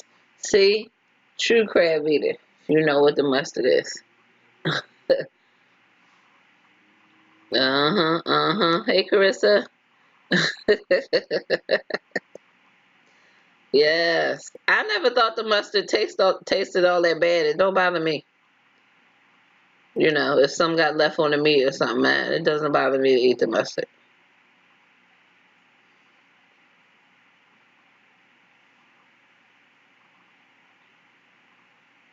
But I guess it makes sense to not eat the mustard considering crabs are bottom feeders. Probably not the best thing to eat the mustard. Probably almost toxic. I don't know. You don't want to know.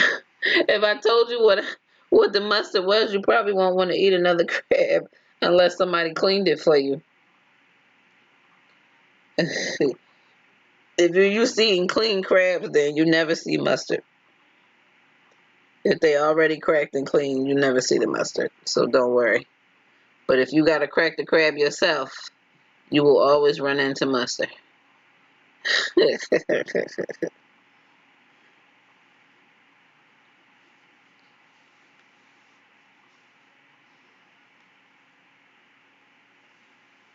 No, baby, she's sleeping. We sleep the rest of the night. Mm-hmm.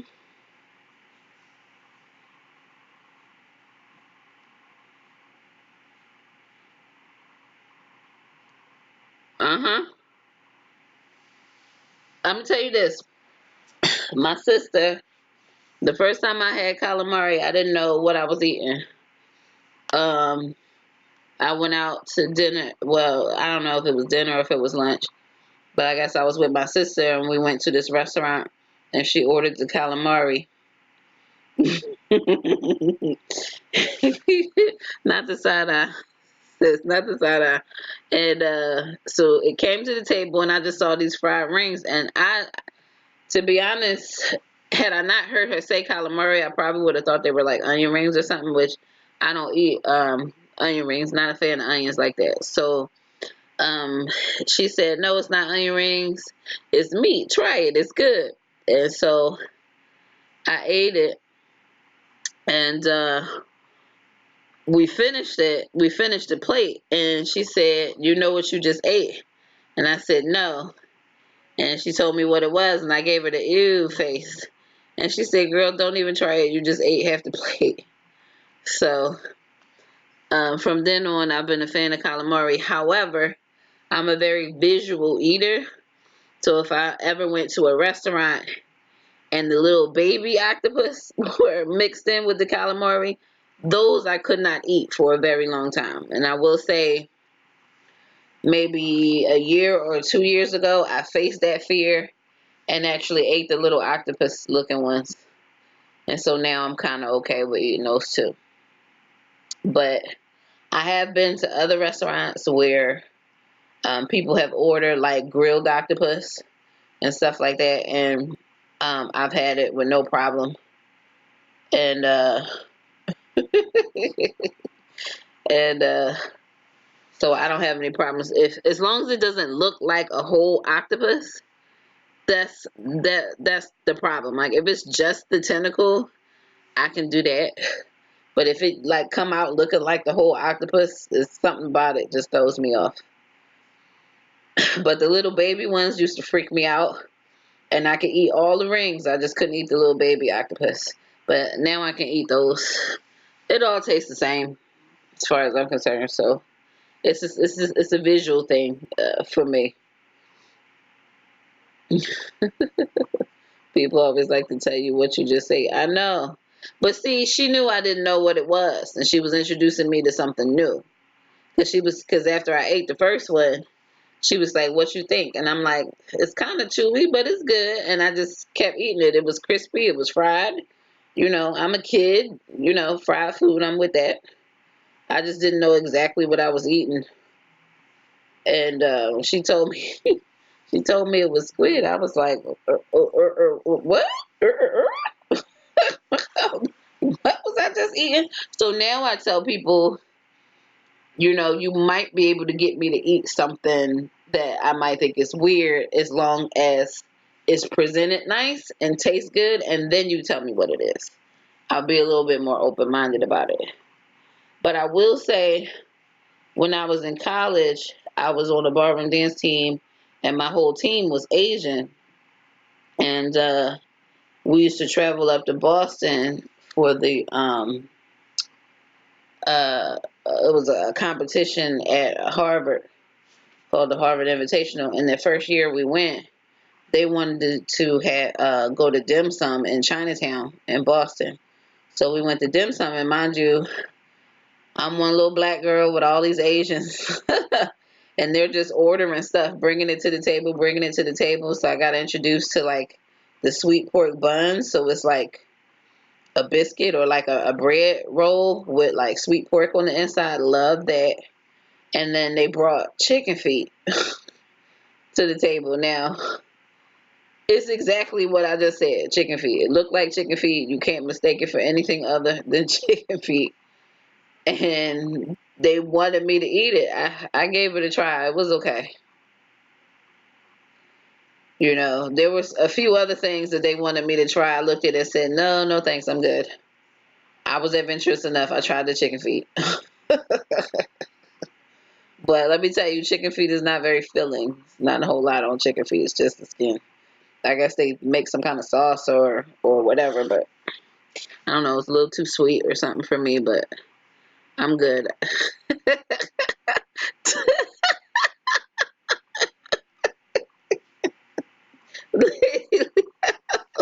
It's okay to be adventurous with food. They were eating it, so I figured that, if they could eat it, it wasn't gonna make me keel over. I just had to get past what it looked like to try it. That's all. But I'm kind of adventurous. I just, I mean, you from the South, they eat pig's feet. We didn't eat a lot of pig's feet growing up. We did eat a lot of chitlins or chitterlings. And my mom would always buy souse meat, which I think goes by another name, hog cheese. But we ate a lot of souse meat on crackers. So my mom always called it souse. I think it's Souse. But I think some people refer to it as hog cheese as well.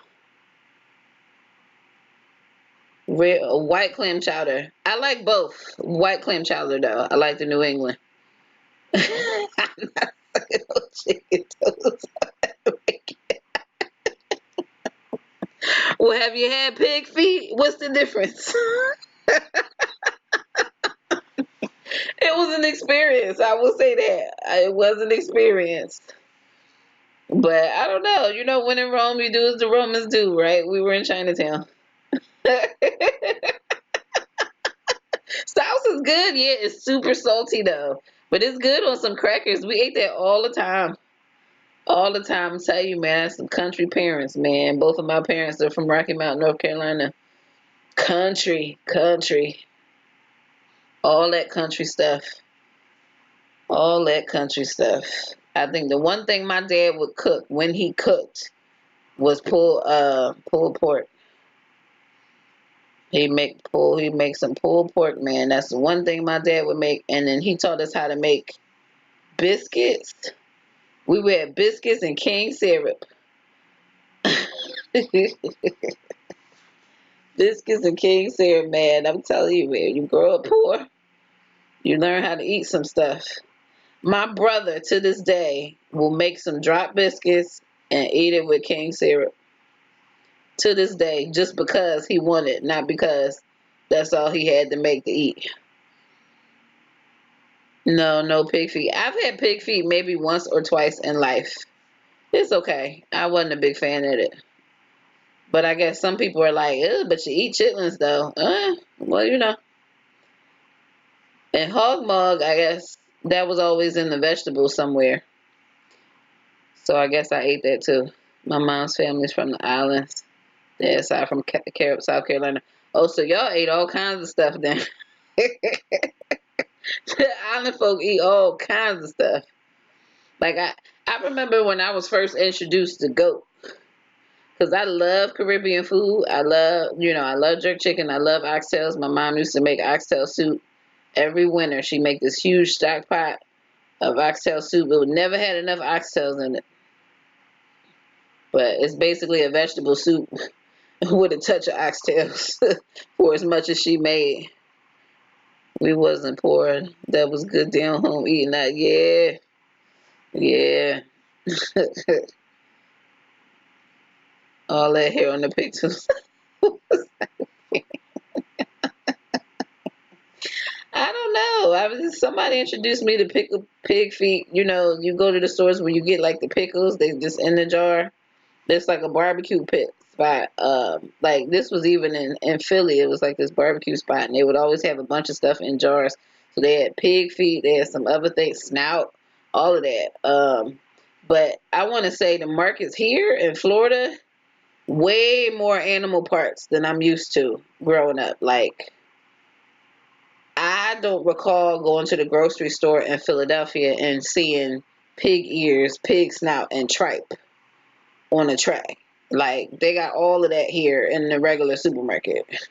Maybe it's a southern thing. They don't eat like that up north or something.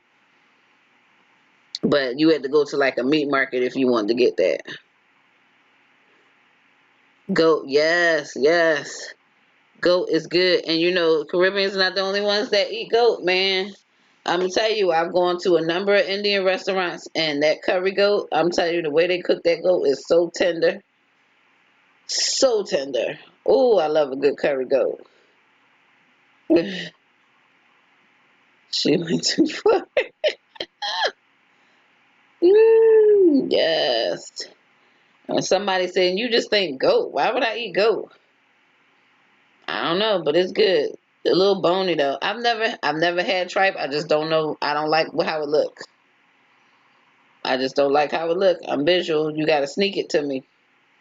But you know what? I've never had venison either. I know one time my mom had a whole big piece of venison in the freezer for the longest time, but she never cooked it. I guess it got frostbitten and eventually she threw it away. Somebody had brought her some venison, but never had it. But then you hear some people in the country talking about raccoon and rabbit and all of that. I ain't never had none of those game meats. But I mean, if you eat lamb, or I don't see why you can't eat goat. What does tripe taste like? It just looks disgusting. I don't, Oh, and cow tongue. That be on the trays down here too. Cow tongue. Ugh, not nice to look at. Hi, Lenny. Were you down there in Times Square? You in New York? Happy New Year. Not food with Billy Goat crap on my plate. Goat is really good as red meat, Lady Leo. It's red meat. It's super bony though. But it's really good when it's cooked right and tender. Oh, it's like it melt in your mouth. It's so good. Yeah, I don't know. When I go to the Indian restaurant, the goat is never chewy. Never chewy. It just kind of fall apart and melt. It's so good. It's so good. And then I want to say I've had some goat from some of the Caribbean places here. It's never been like chewy for me. No more chewier than oxtail. To me, it's kind of like oxtail with a lot more inconvenient bones. But if they cook it long enough, it's not so chewy. Bit me.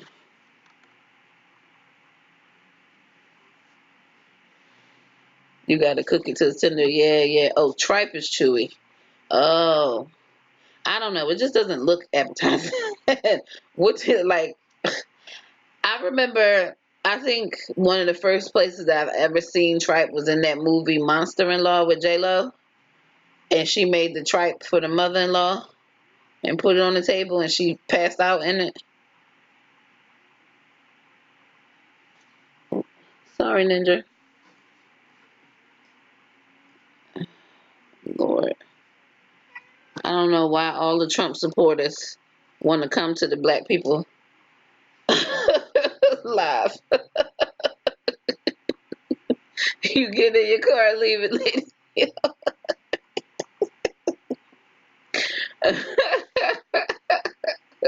See, somebody just gonna have to sneak you some goat. Like here, have this meat with some rice. Just put it on top of your rice and eat it. But what? Don't worry about what it is. Just have it. Somebody gonna have to sneak it, sneak it to you. Then you'll be okay with it.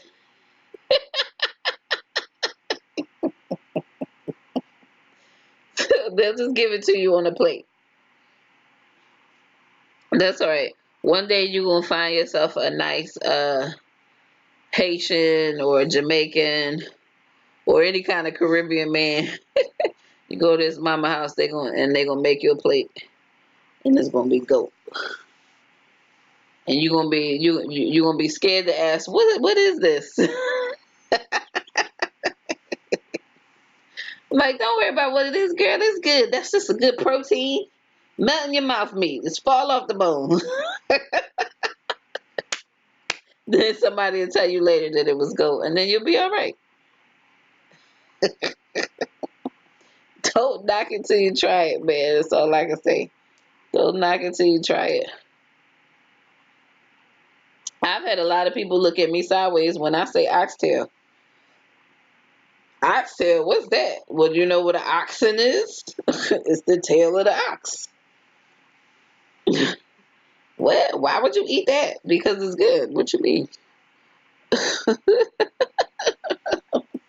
Why would I eat it? Because it's good. It's red meat, basically. This it's just a different kind of cow. What's wrong with goat? Do you eat lamb? That's sheep. That's baby sheep. Why we too good? Why we too good to eat goat if we can eat sheep?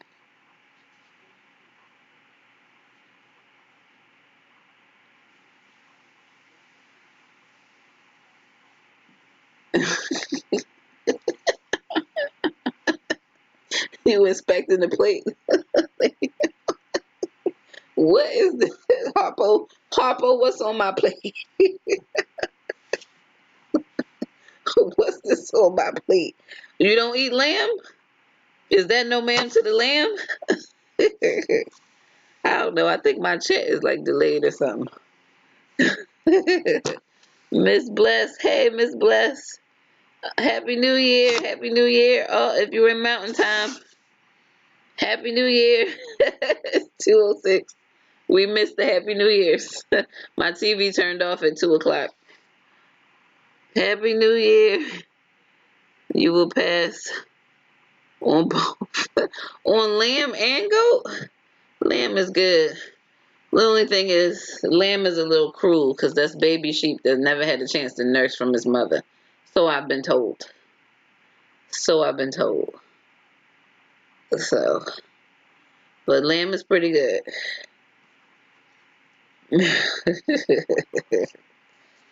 Mm, that's good stuff. You have to refine your palate, Lady Leo. Refine your palate.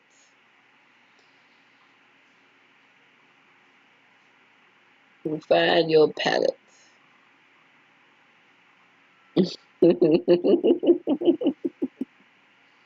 Happy New Year. Yes, and your beautiful baby boy. Oh, thank you. I just read that. Thank you, Miss Bless. God remember me. Thank you, thank you. 60 more minutes. I can still hear the TV because the volume's not all the way down. The TV just turned itself down, turned itself off. Because I fall asleep on it, I got to set the timer so I don't burn up all my electricity. Where's the remote? Let me grab the remote. See, the thing is, if I turn it back on, then it won't turn itself off. It'll be on all night if I fall asleep. 60 minutes. I feel awake. I guess I can hang out another 60 minutes for you, Lady Leo. Unless everybody else leave. They're already setting off. I know. They've been lighting fireworks here all day, Marquita. All day. I swear, there's a tent at the end of the block where they were selling fireworks. And they sell the little fireworks in the supermarket, too. Hi, Ninja. Yeah. Come over here so the people can see you. Come here. Come here. You're rubbing all up on me. Come here, come here. Because you don't like being picked up. My wrist hurt. Okay. All right. I can't pick you up. You done gripped into the carpet. Come here.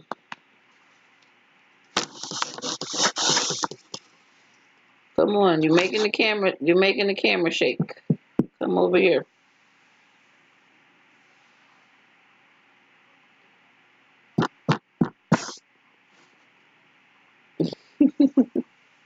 Crazy cat. Call me if they leave. Yes. Yes, I can. Yes, I can. Hi, silly mommy for life. Happy New Year. Happy New Year, honey. Happy New Year. I don't know, y'all. I can't keep staying up till 3 o'clock in the morning like this every year. We can't make this a tradition every year. Well, I'm gonna need a nap New Year's Eve to make this happen. Yeah, but in Cali, they ain't selling fireworks here. They're not even legal. Yeah, yeah. See, we south of the border down here. Fireworks, fireworks. Even those little poppers. Oh, gosh, July 4th is the worst. New Year's is the second worst. But any reason that they can shoot off some fireworks here, they do.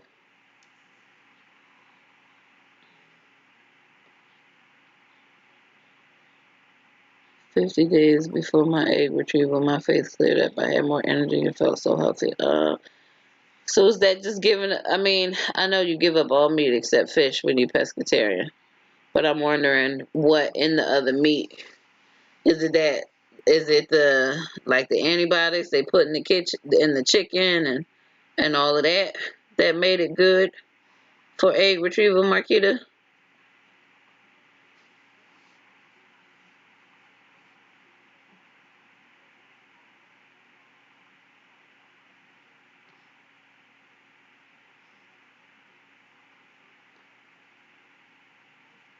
Uh,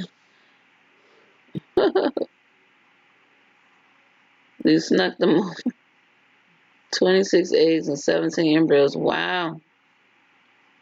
Just by being pescatarian right before.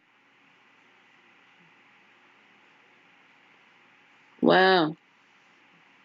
Well, what is it that's bad about the meat for retrieval? Or is it that you just wanted to make the lifestyle change in general?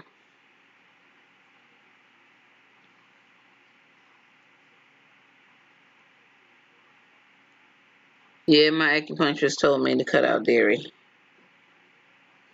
The hormones. Yeah, yeah. The estrogen. She told me she had me cut out the dairy because of the estrogen that's in the milk. So I had to cut out all estrogen types of food. So like I had to cut out soy, um, dairy. I want to say she said I could have eggs. I think I could have eggs, but I had to minimize it.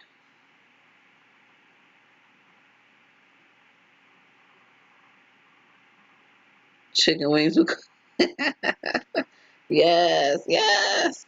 Chicken wings. Well, I guess when you TTC, you do it all for a time and place. It's temporary. You tell yourself it's temporary so you can stick with it and hope it work out for you. Tired of recalls and toxins. I don't eat the best, but feel better and lighter. Okay. Well, girl, it's recalls on romaine every other week, and that's a vegetable.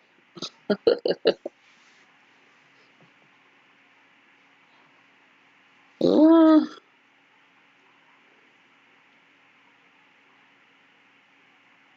but prefer almond milk. Yeah, when I had to cut out dairy, I went to almond milk, and I never really went back to regular milk. But when I got pregnant, the diabetes educator was suggesting that I drink milk. So I had to make the switch back from almond milk to whole or 2% milk. Not even 1% milk was good enough. It had to be at least 2% milk.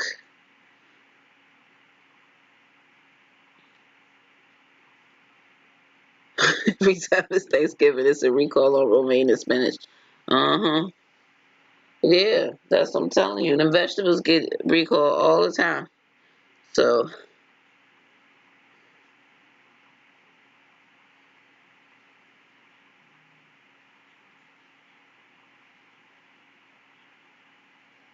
all the time.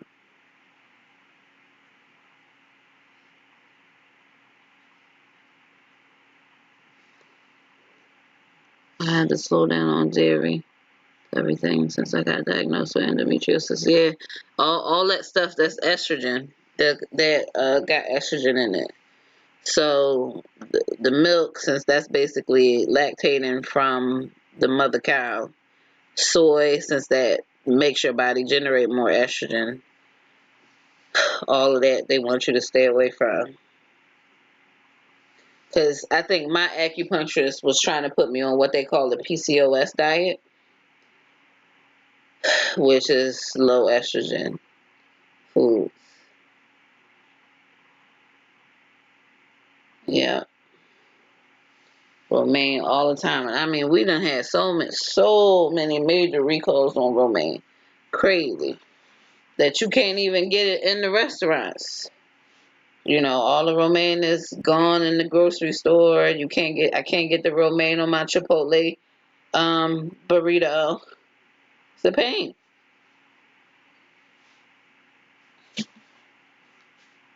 And I stopped eating the iceberg lettuce because that ain't nothing but water for the romaine, and then romaine get recalled all the time. Maybe we should just start growing our own romaine. Then we don't have to worry about recalls.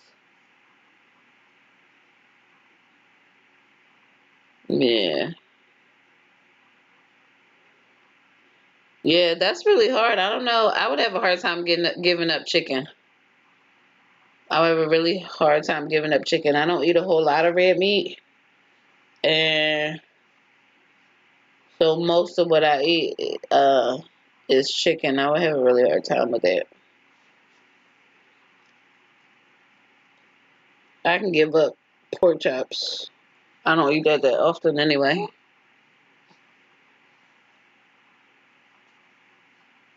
But if I couldn't eat chicken, then what could I order from McDonald's?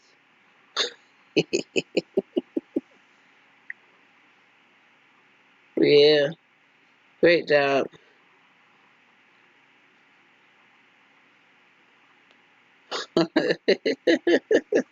Yes, the wings.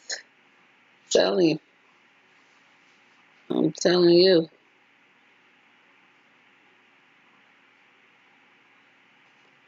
When they make fish taste like chicken, then maybe I can give it up.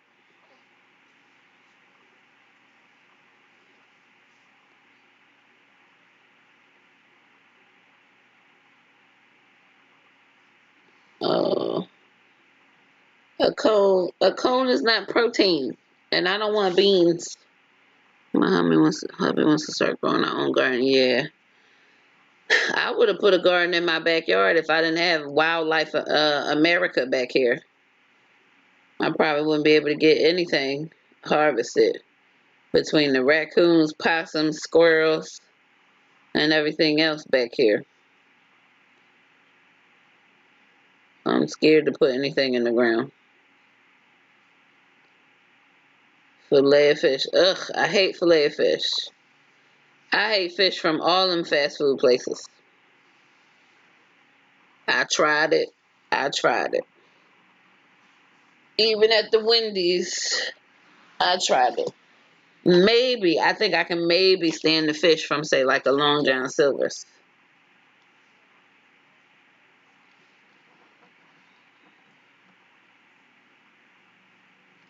Happy New Year. A cone's about all you can. They never have ice cream. Yes, Marquita, yes. The ice cream machine is always broke. Always broke. Always broke. And the slushy machine.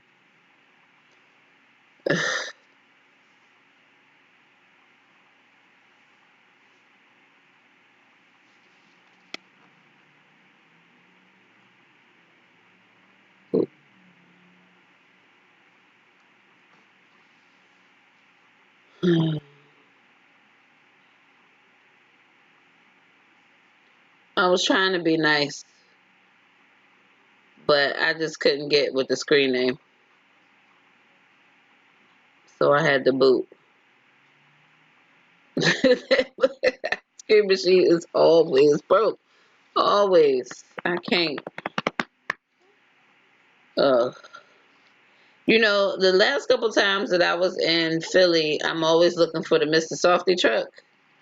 And the one time I ran out for the, well, actually twice I ran out for the Mr. Softy truck, and the ice cream cone was stale. So if the ice cream machine is broke and they give me a cone, it can't be a stale cone.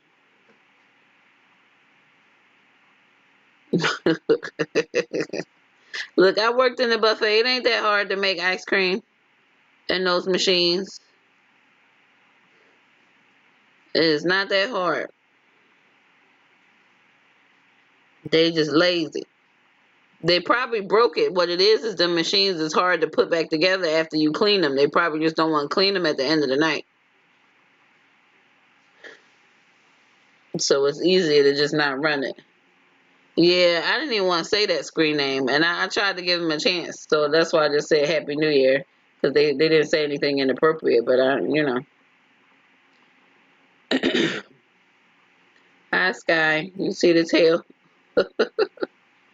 She decided to come join us. Hi Mama, come here. Hi Mama, how you doing? You want to say hi to the people?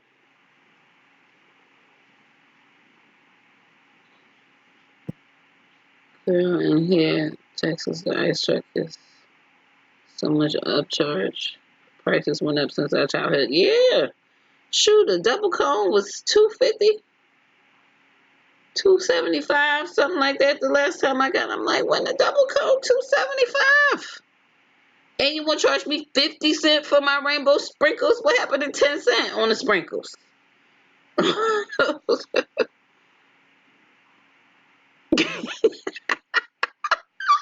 Not burn rubber.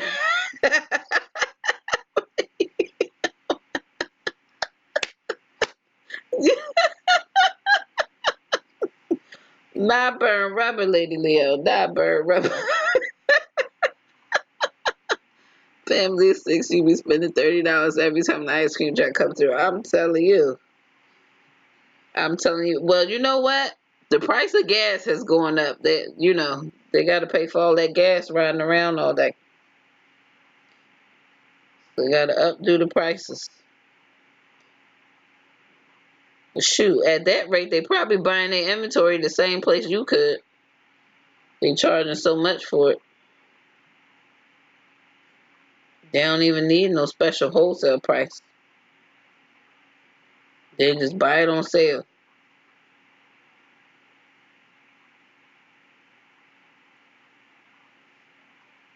Or go to BJ's or Sam's Club or something and get it there and then sell it from the truck. But nothing beats the screaming kids, ice cream, ice cream. Uh-huh. He play that song. He play that song. Eventually the kids come running out. I'm telling you. I'm telling you. Listen, it's a icebox man that come through here, but he don't come down my cul-de-sac. He do not come down my cul-de-sac, so no ice cream truck for me. I guess that's something my baby will never know, what it is to get ice cream from the ice cream man.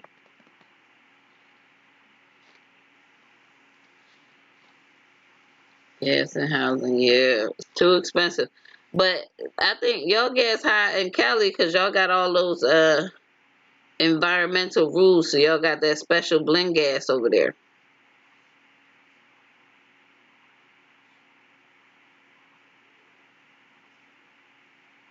He turned his speakers up louder. Yes.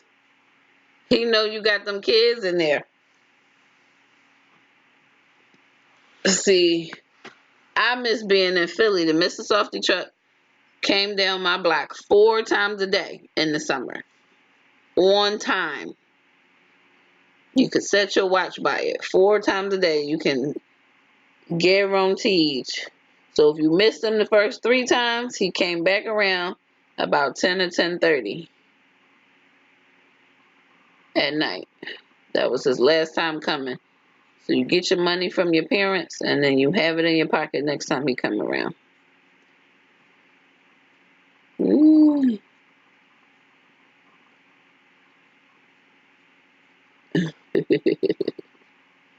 Turns that music up. Yeah, like if I sit here just long enough, these kids are coming on out of here. Gotta give them time to get that money out the wallet. Go find my purse.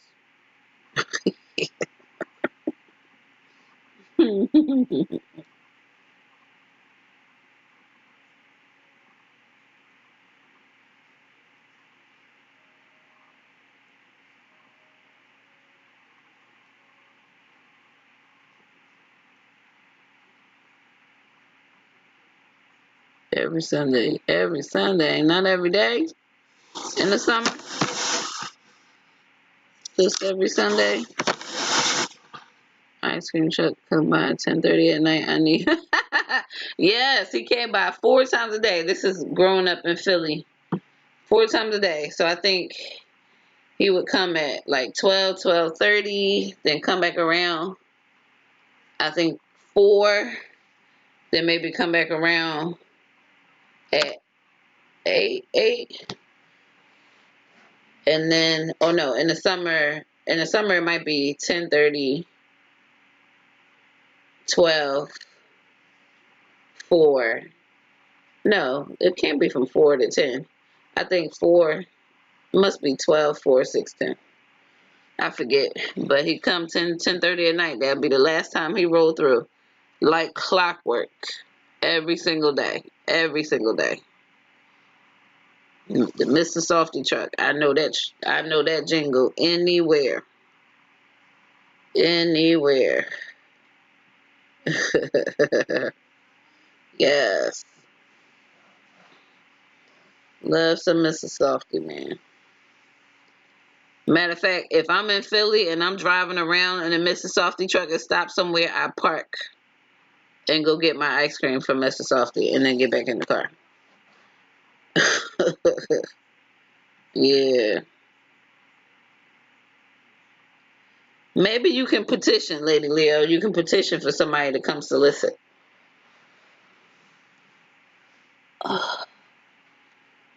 Hi, Zach.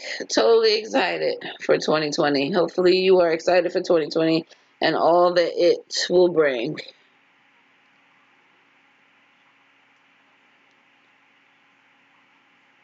Looking forward to 2020 and all its possibilities.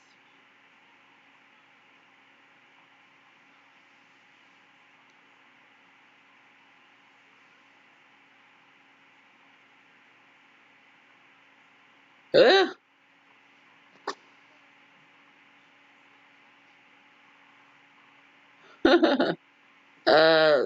uh, Mrs. Softy, yeah, it's all soft serve ice cream. Yeah, all soft serve. So you can get ice cream cones. You can get chocolate dipped or strawberry dipped. It's like strawberry flavored chocolate, and you can get like sundaes. So like banana boats, um, strawberry sundae, pineapple sundae, chocolate sundae, caramel sundae. Look what I just heard on the news, y'all. Sharon Stone tried to open up a Bumble account to date online, and her account kept getting canceled because a bunch of people assumed that it was fake. She had to call them and tell them that it was her account. It was her for real. So now she can finally date online. So if anybody looking to date Sharon Stone, you can find her on Bumble. Apparently.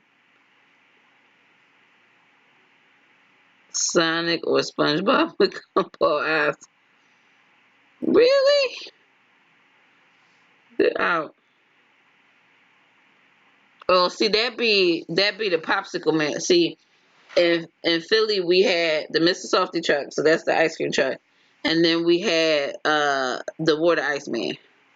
So the water ice man would come. He would have water ice, if you're familiar with water ice, but he would also have all the popsicles under the sun. So the Astro Pops, the SpongeBob Pops, the Mickey Mouse Pops, all of it. The Choco Tacos, all that stuff you can find, like the Good Humor stuff, all that stuff you find in like the deep freezers when you go into the little corner. Well, we had corner stores.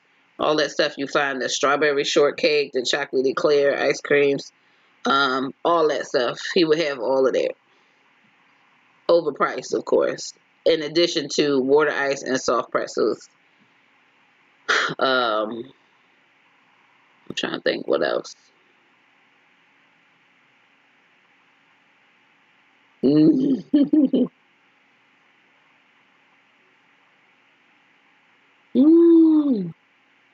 Two kinds of truck here, and they rare. Oh,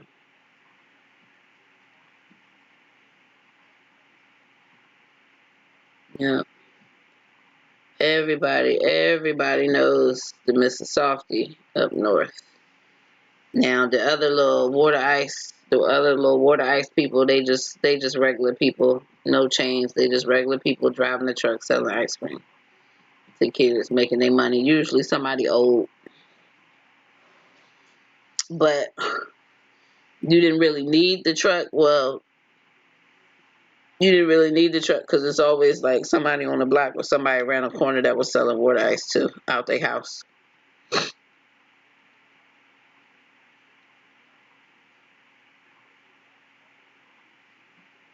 Flaming hot with cheese and even Doritos and cheese.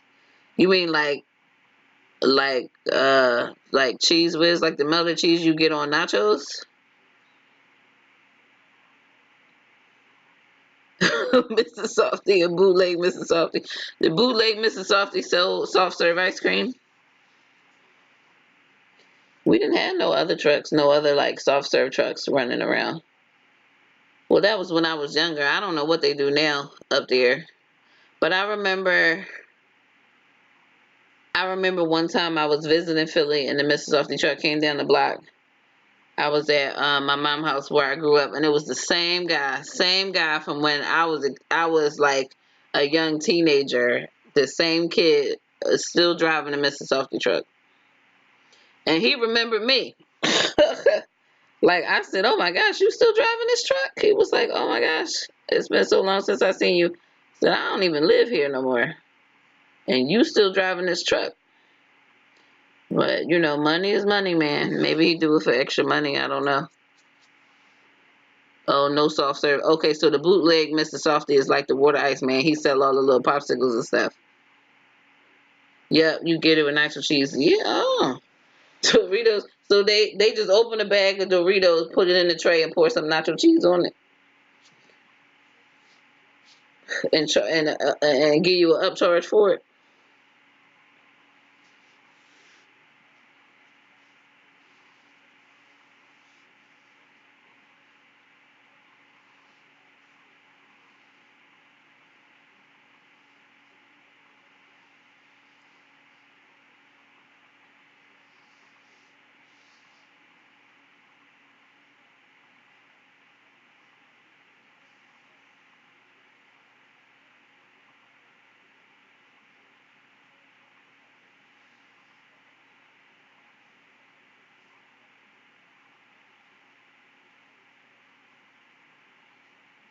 Oh, and some chili. Okay.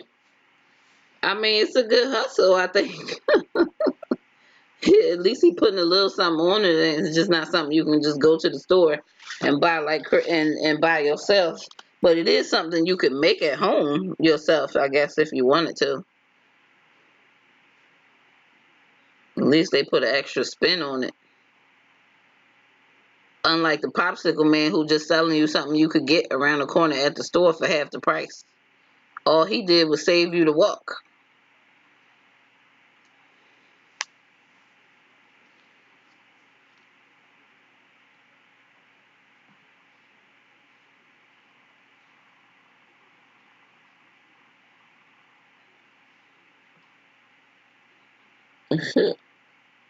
uh Those were the days, man. Those were the days. I miss all of that. And then moving down here, everything is so different. Nothing was like I was used to growing up. Kids don't really play outside no more. They too busy in the house on video games or on their phones or tablets or something. You don't see little girls jumping double dutch or little boys playing football in the street or nothing. The world is a different place.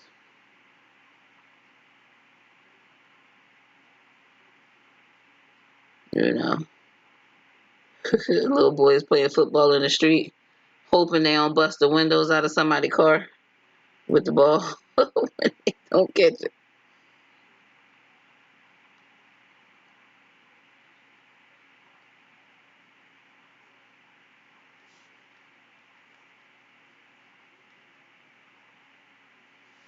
Mm-mm-mm. All right. Number of viewers is going down, down, down, but we still got a few. We still got a few people here hanging on for that Pacific Time New Year's with just 25 minutes left. Ugh. Oh, a little different. A little too different.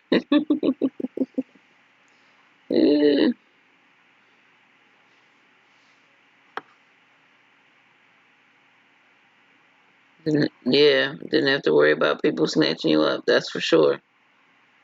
That is for sure and for certain. Sure enough. Selling. Well, people poisoning the ice cream just because.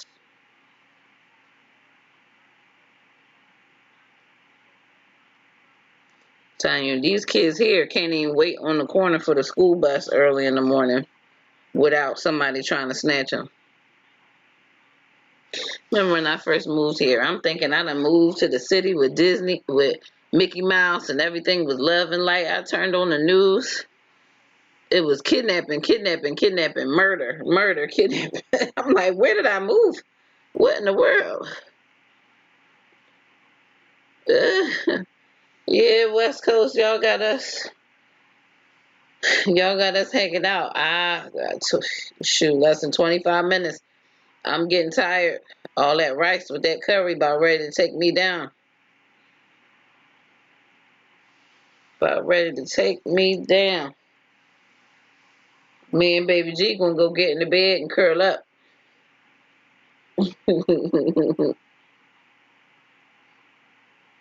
Hi, trash bag fashion lover. How are you? Happy New Year.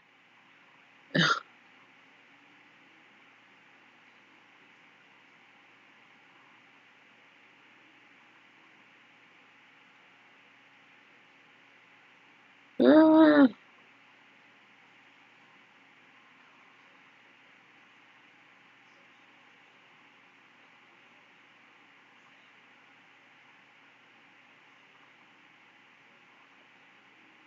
no, never using unused plastic garbage bag as clothing other than a poncho. Uh oh, Mika T. Gotta make that beeline to the throne.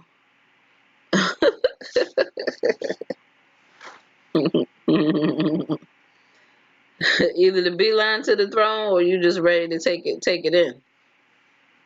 Time to go night night. Time to go night night. No, sir or ma'am, will not. I got regular clothes to wear. Don't need trash bags. Thank you.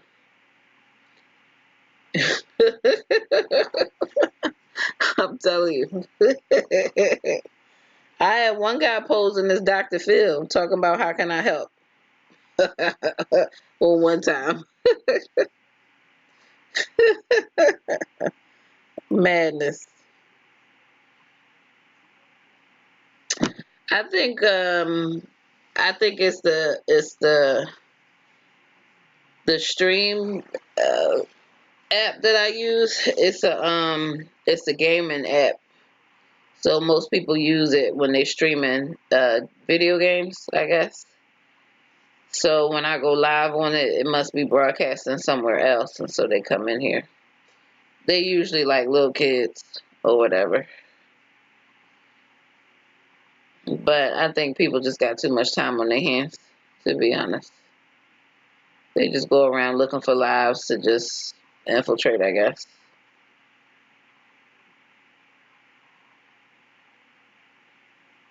My itis, yeah. No, my eyelids is getting heavy, but I can hang for 20 more minutes.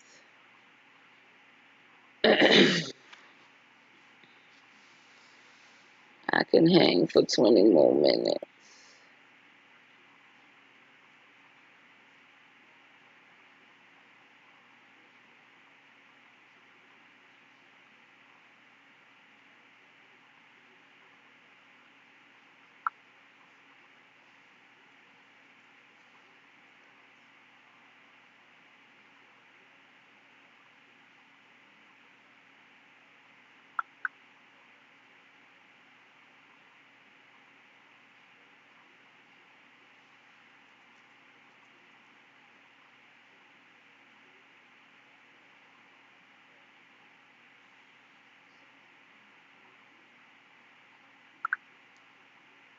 20 minutes, just 20 minutes. And then we can all go night night. I think everybody overseas in the UK and all of that, they done already seen New Year's already. So I think we the last. Well, no, that's what people in Alaska, because they 4 hours behind. Yeah, I can't hang out till 4. We don't have nobody in Alaska on here, right?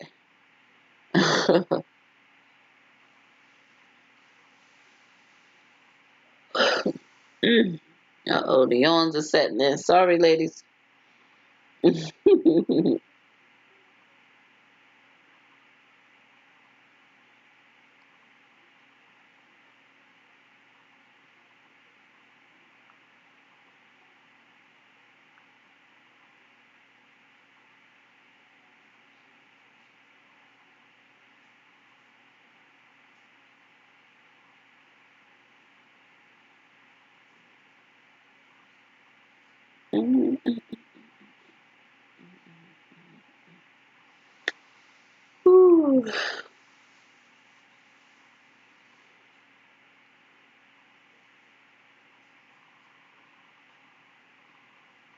All righty, all right, all right.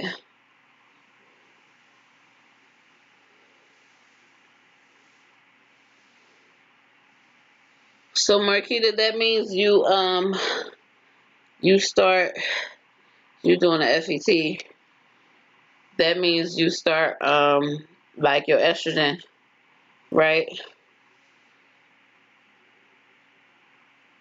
You start your estrogen to build your lining on cycle day 1, or do you wait to go in cycle day 3 and then they tell you when to start? Hi Anish, Happy New Year.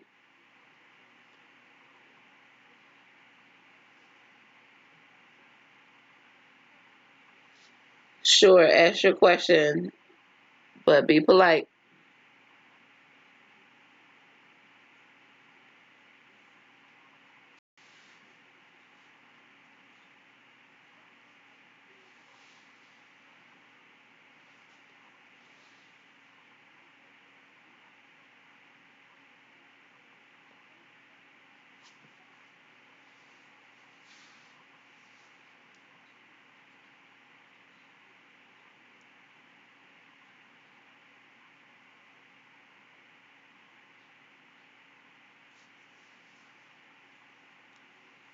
Cycle day 3, yep.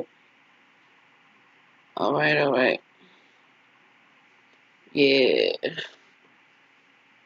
probably be on estrogen.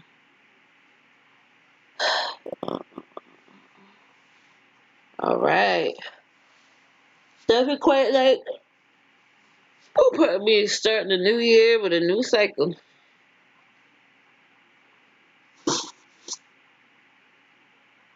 Around the 20th. Alright.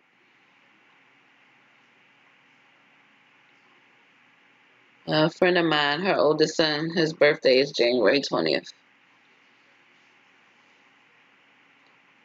So not a bad date, not a bad date. Yeah.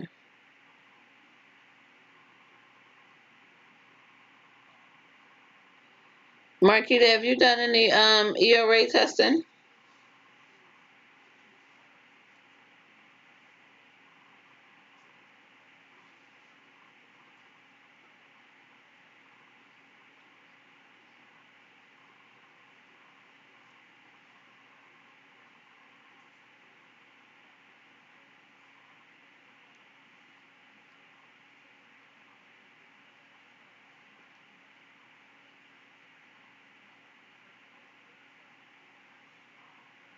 Two embryos.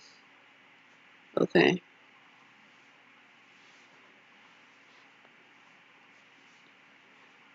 ERA, okay, so ERA is the endometrial receptivity array. So that's the test. You kind of do like, it's almost like doing a mock transfer. So you do all the meds, but instead of doing a transfer, they take a biopsy of your endometrium and they send it in, and they can make a determination as to whether your endometrium needs more progesterone than the standard 5 days for implantation.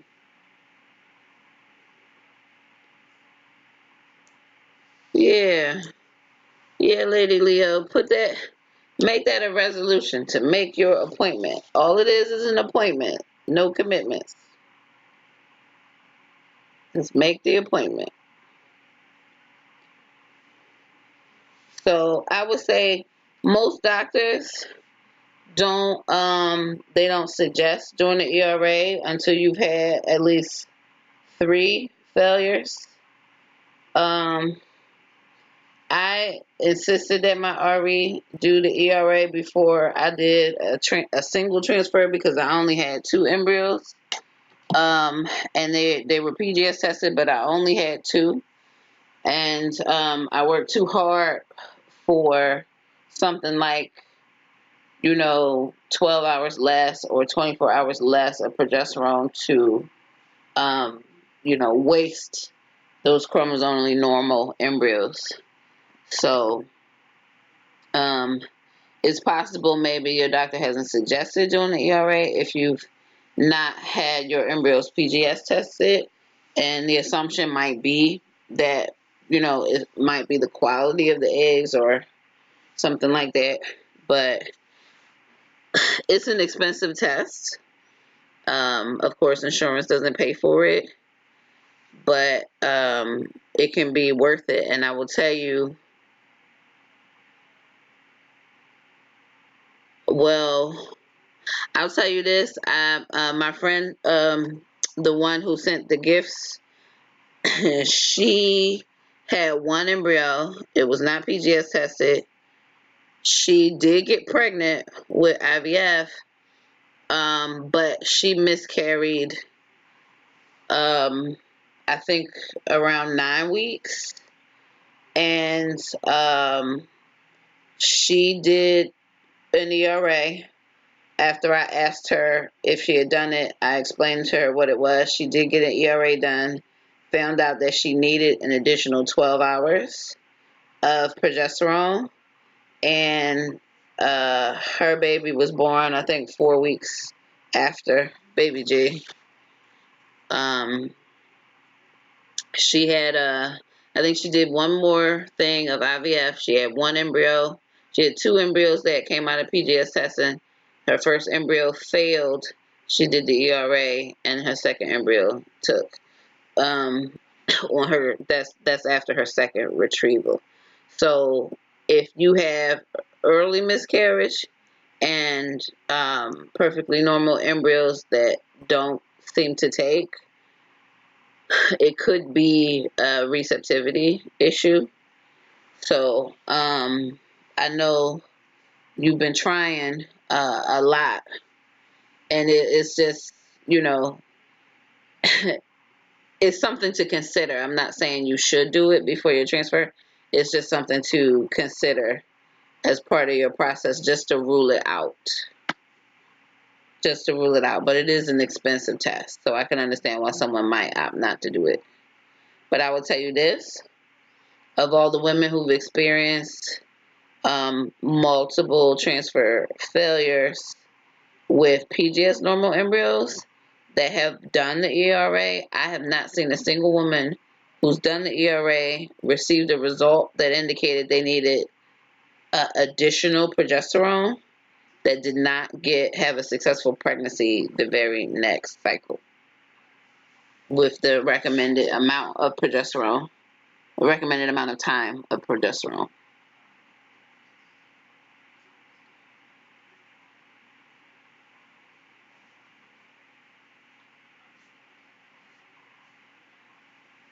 And a genetic testing done, there was a chromosomal abnormality. Okay. I'll definitely ask my RA about it this week. Okay. Yeah, just ask how they feel about it. You know, there aren't very many labs that do that test. I think there's 3 in the country that do that particular test. And so not all REs agree with it. I did have the test done. It determined to me to be receptive, so technically I didn't need it. I just didn't want to take any chances. But hopefully this transfer is successful for you, and you won't have to be bothered with it. Happy New Year, John Mag. Happy New Year. But I don't want to wish anything negative on your cycle that's starting. I was just curious if you had done the ERA. So I would just leave it at that. I just wanted to share the information, and it's something you can also discuss with the doctor if you need it. Never hurts to get their opinion. But I feel good about the positivity and all that 2020 brings. It's a new decade. There's a lot of new out there, and with new comes a lot of good. And that's what we're doing. We're keeping the good vibes. But a lot of women have never heard about the ERA test, and I will say it's been the answer for a lot of women who've been trying for some time. If you watch, I want to say Arlette, if you watch Arlette Hardy with Chase and Joy, she had the ERA test done, and that made the difference for her. Candace, And Tim, my fruitful journey, she had the ERA test that made the difference for her. I think a number of women on Instagram, the ERA test made a difference for them. And there may have been maybe one more person that I follow on YouTube, I can't think of them right now, that had the ERA test and it made a difference for them.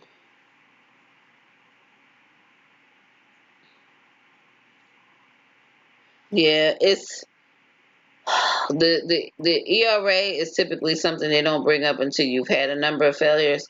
I think that doctors, when you're older, doctors are quick to blame chromosomal issues on failures when that may not be the only problem. So it's possible, the last baby that took had a chromosomal issue, but could be possible that, you may have had a receptivity issue as well. You don't know until you test it.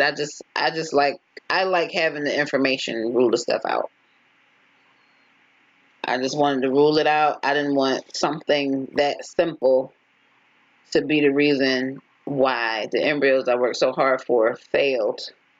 So I just wanted to rule out as much as I possibly could. In the end, turned out I didn't need it at all, but it was my money to burn. So I took a gamble. Turned out I wasted the money, but hey, apparently that's my thing. I waste money. Apparently that is my thing. So, but I think there's a lot that doctors don't tell us because they don't want to throw everything up. And again, like I said, the test is expensive. Insurance doesn't pay for it, so you would be paying out of pocket.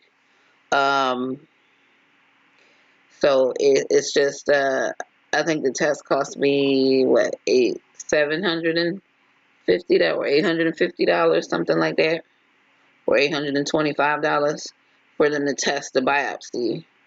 The biopsy, of course, is the cost, but I think insurance paid for mine, and the medications that it costs to go through the cycle. If your insurance is not paying for the medications, that's a transfer set of medications.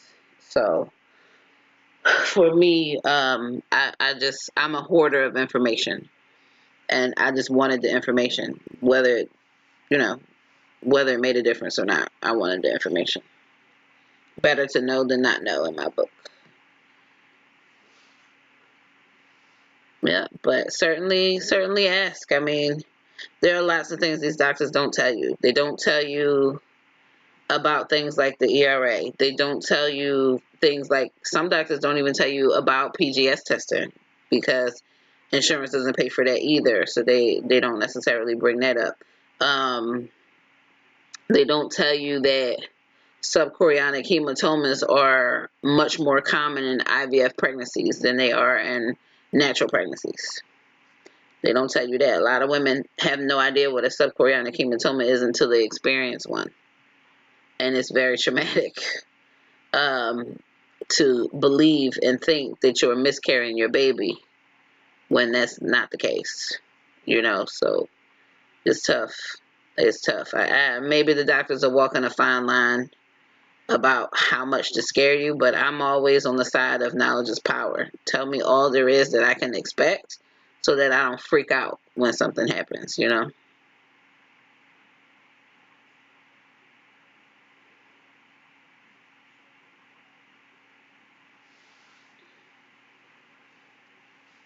Mm,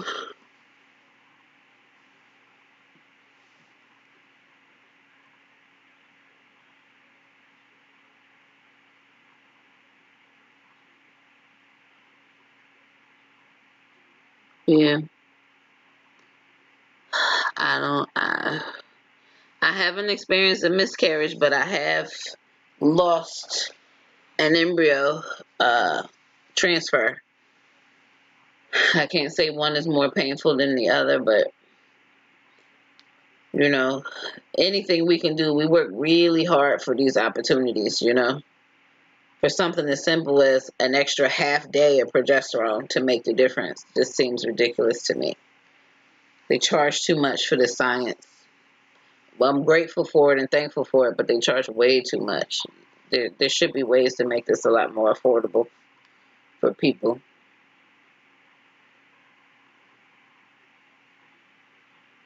Oh,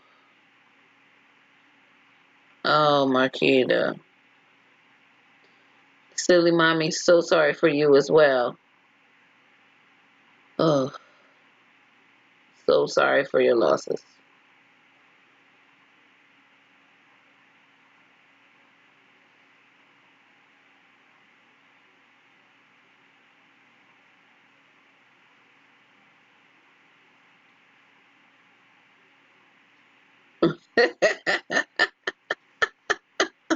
Oh, Lady Lee.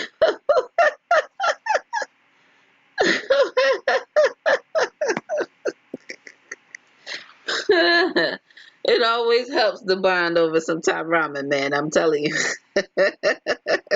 Top ramen is making peace all around the world. Less than 2 minutes, 2 more minutes, ladies. Less than 2 more minutes. Who's got the countdown? My TV is on, but then they're not playing the ball drop here.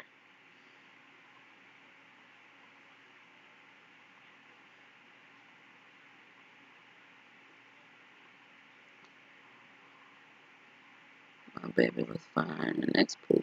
Ugh.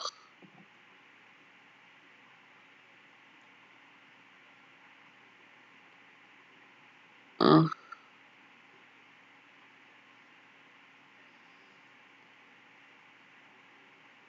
Mm, mm, mm.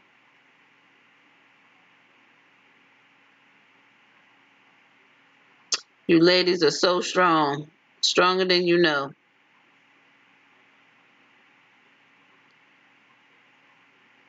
Stronger than you know.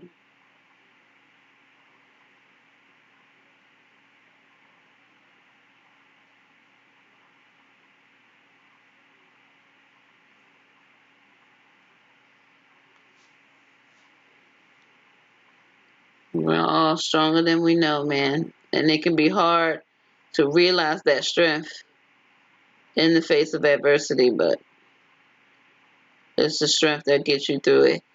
Happy New Year, ladies, for the third time this evening. Happy New Year to all those on the Pacific West Coast. Happy New Year, Happy New Year, Happy New Year. All peace and blessings for 2020. Yay! Only thing is I don't have nothing to drink. Wait, I got a little bit. A little bit for this last New Year's toast. Mmm. Toasting to good health, good wealth, and lots of babies in 2020. Good health, good wealth, and lots of babies. Third time, yes, yes. Hey, Cammy, Happy New Year. Happy New Year. Baby G is here. He sleep though. Happy New Year, West Coast. All those on Pacific time. Happy New Year. Happy New Year. Yeah. All right, ladies.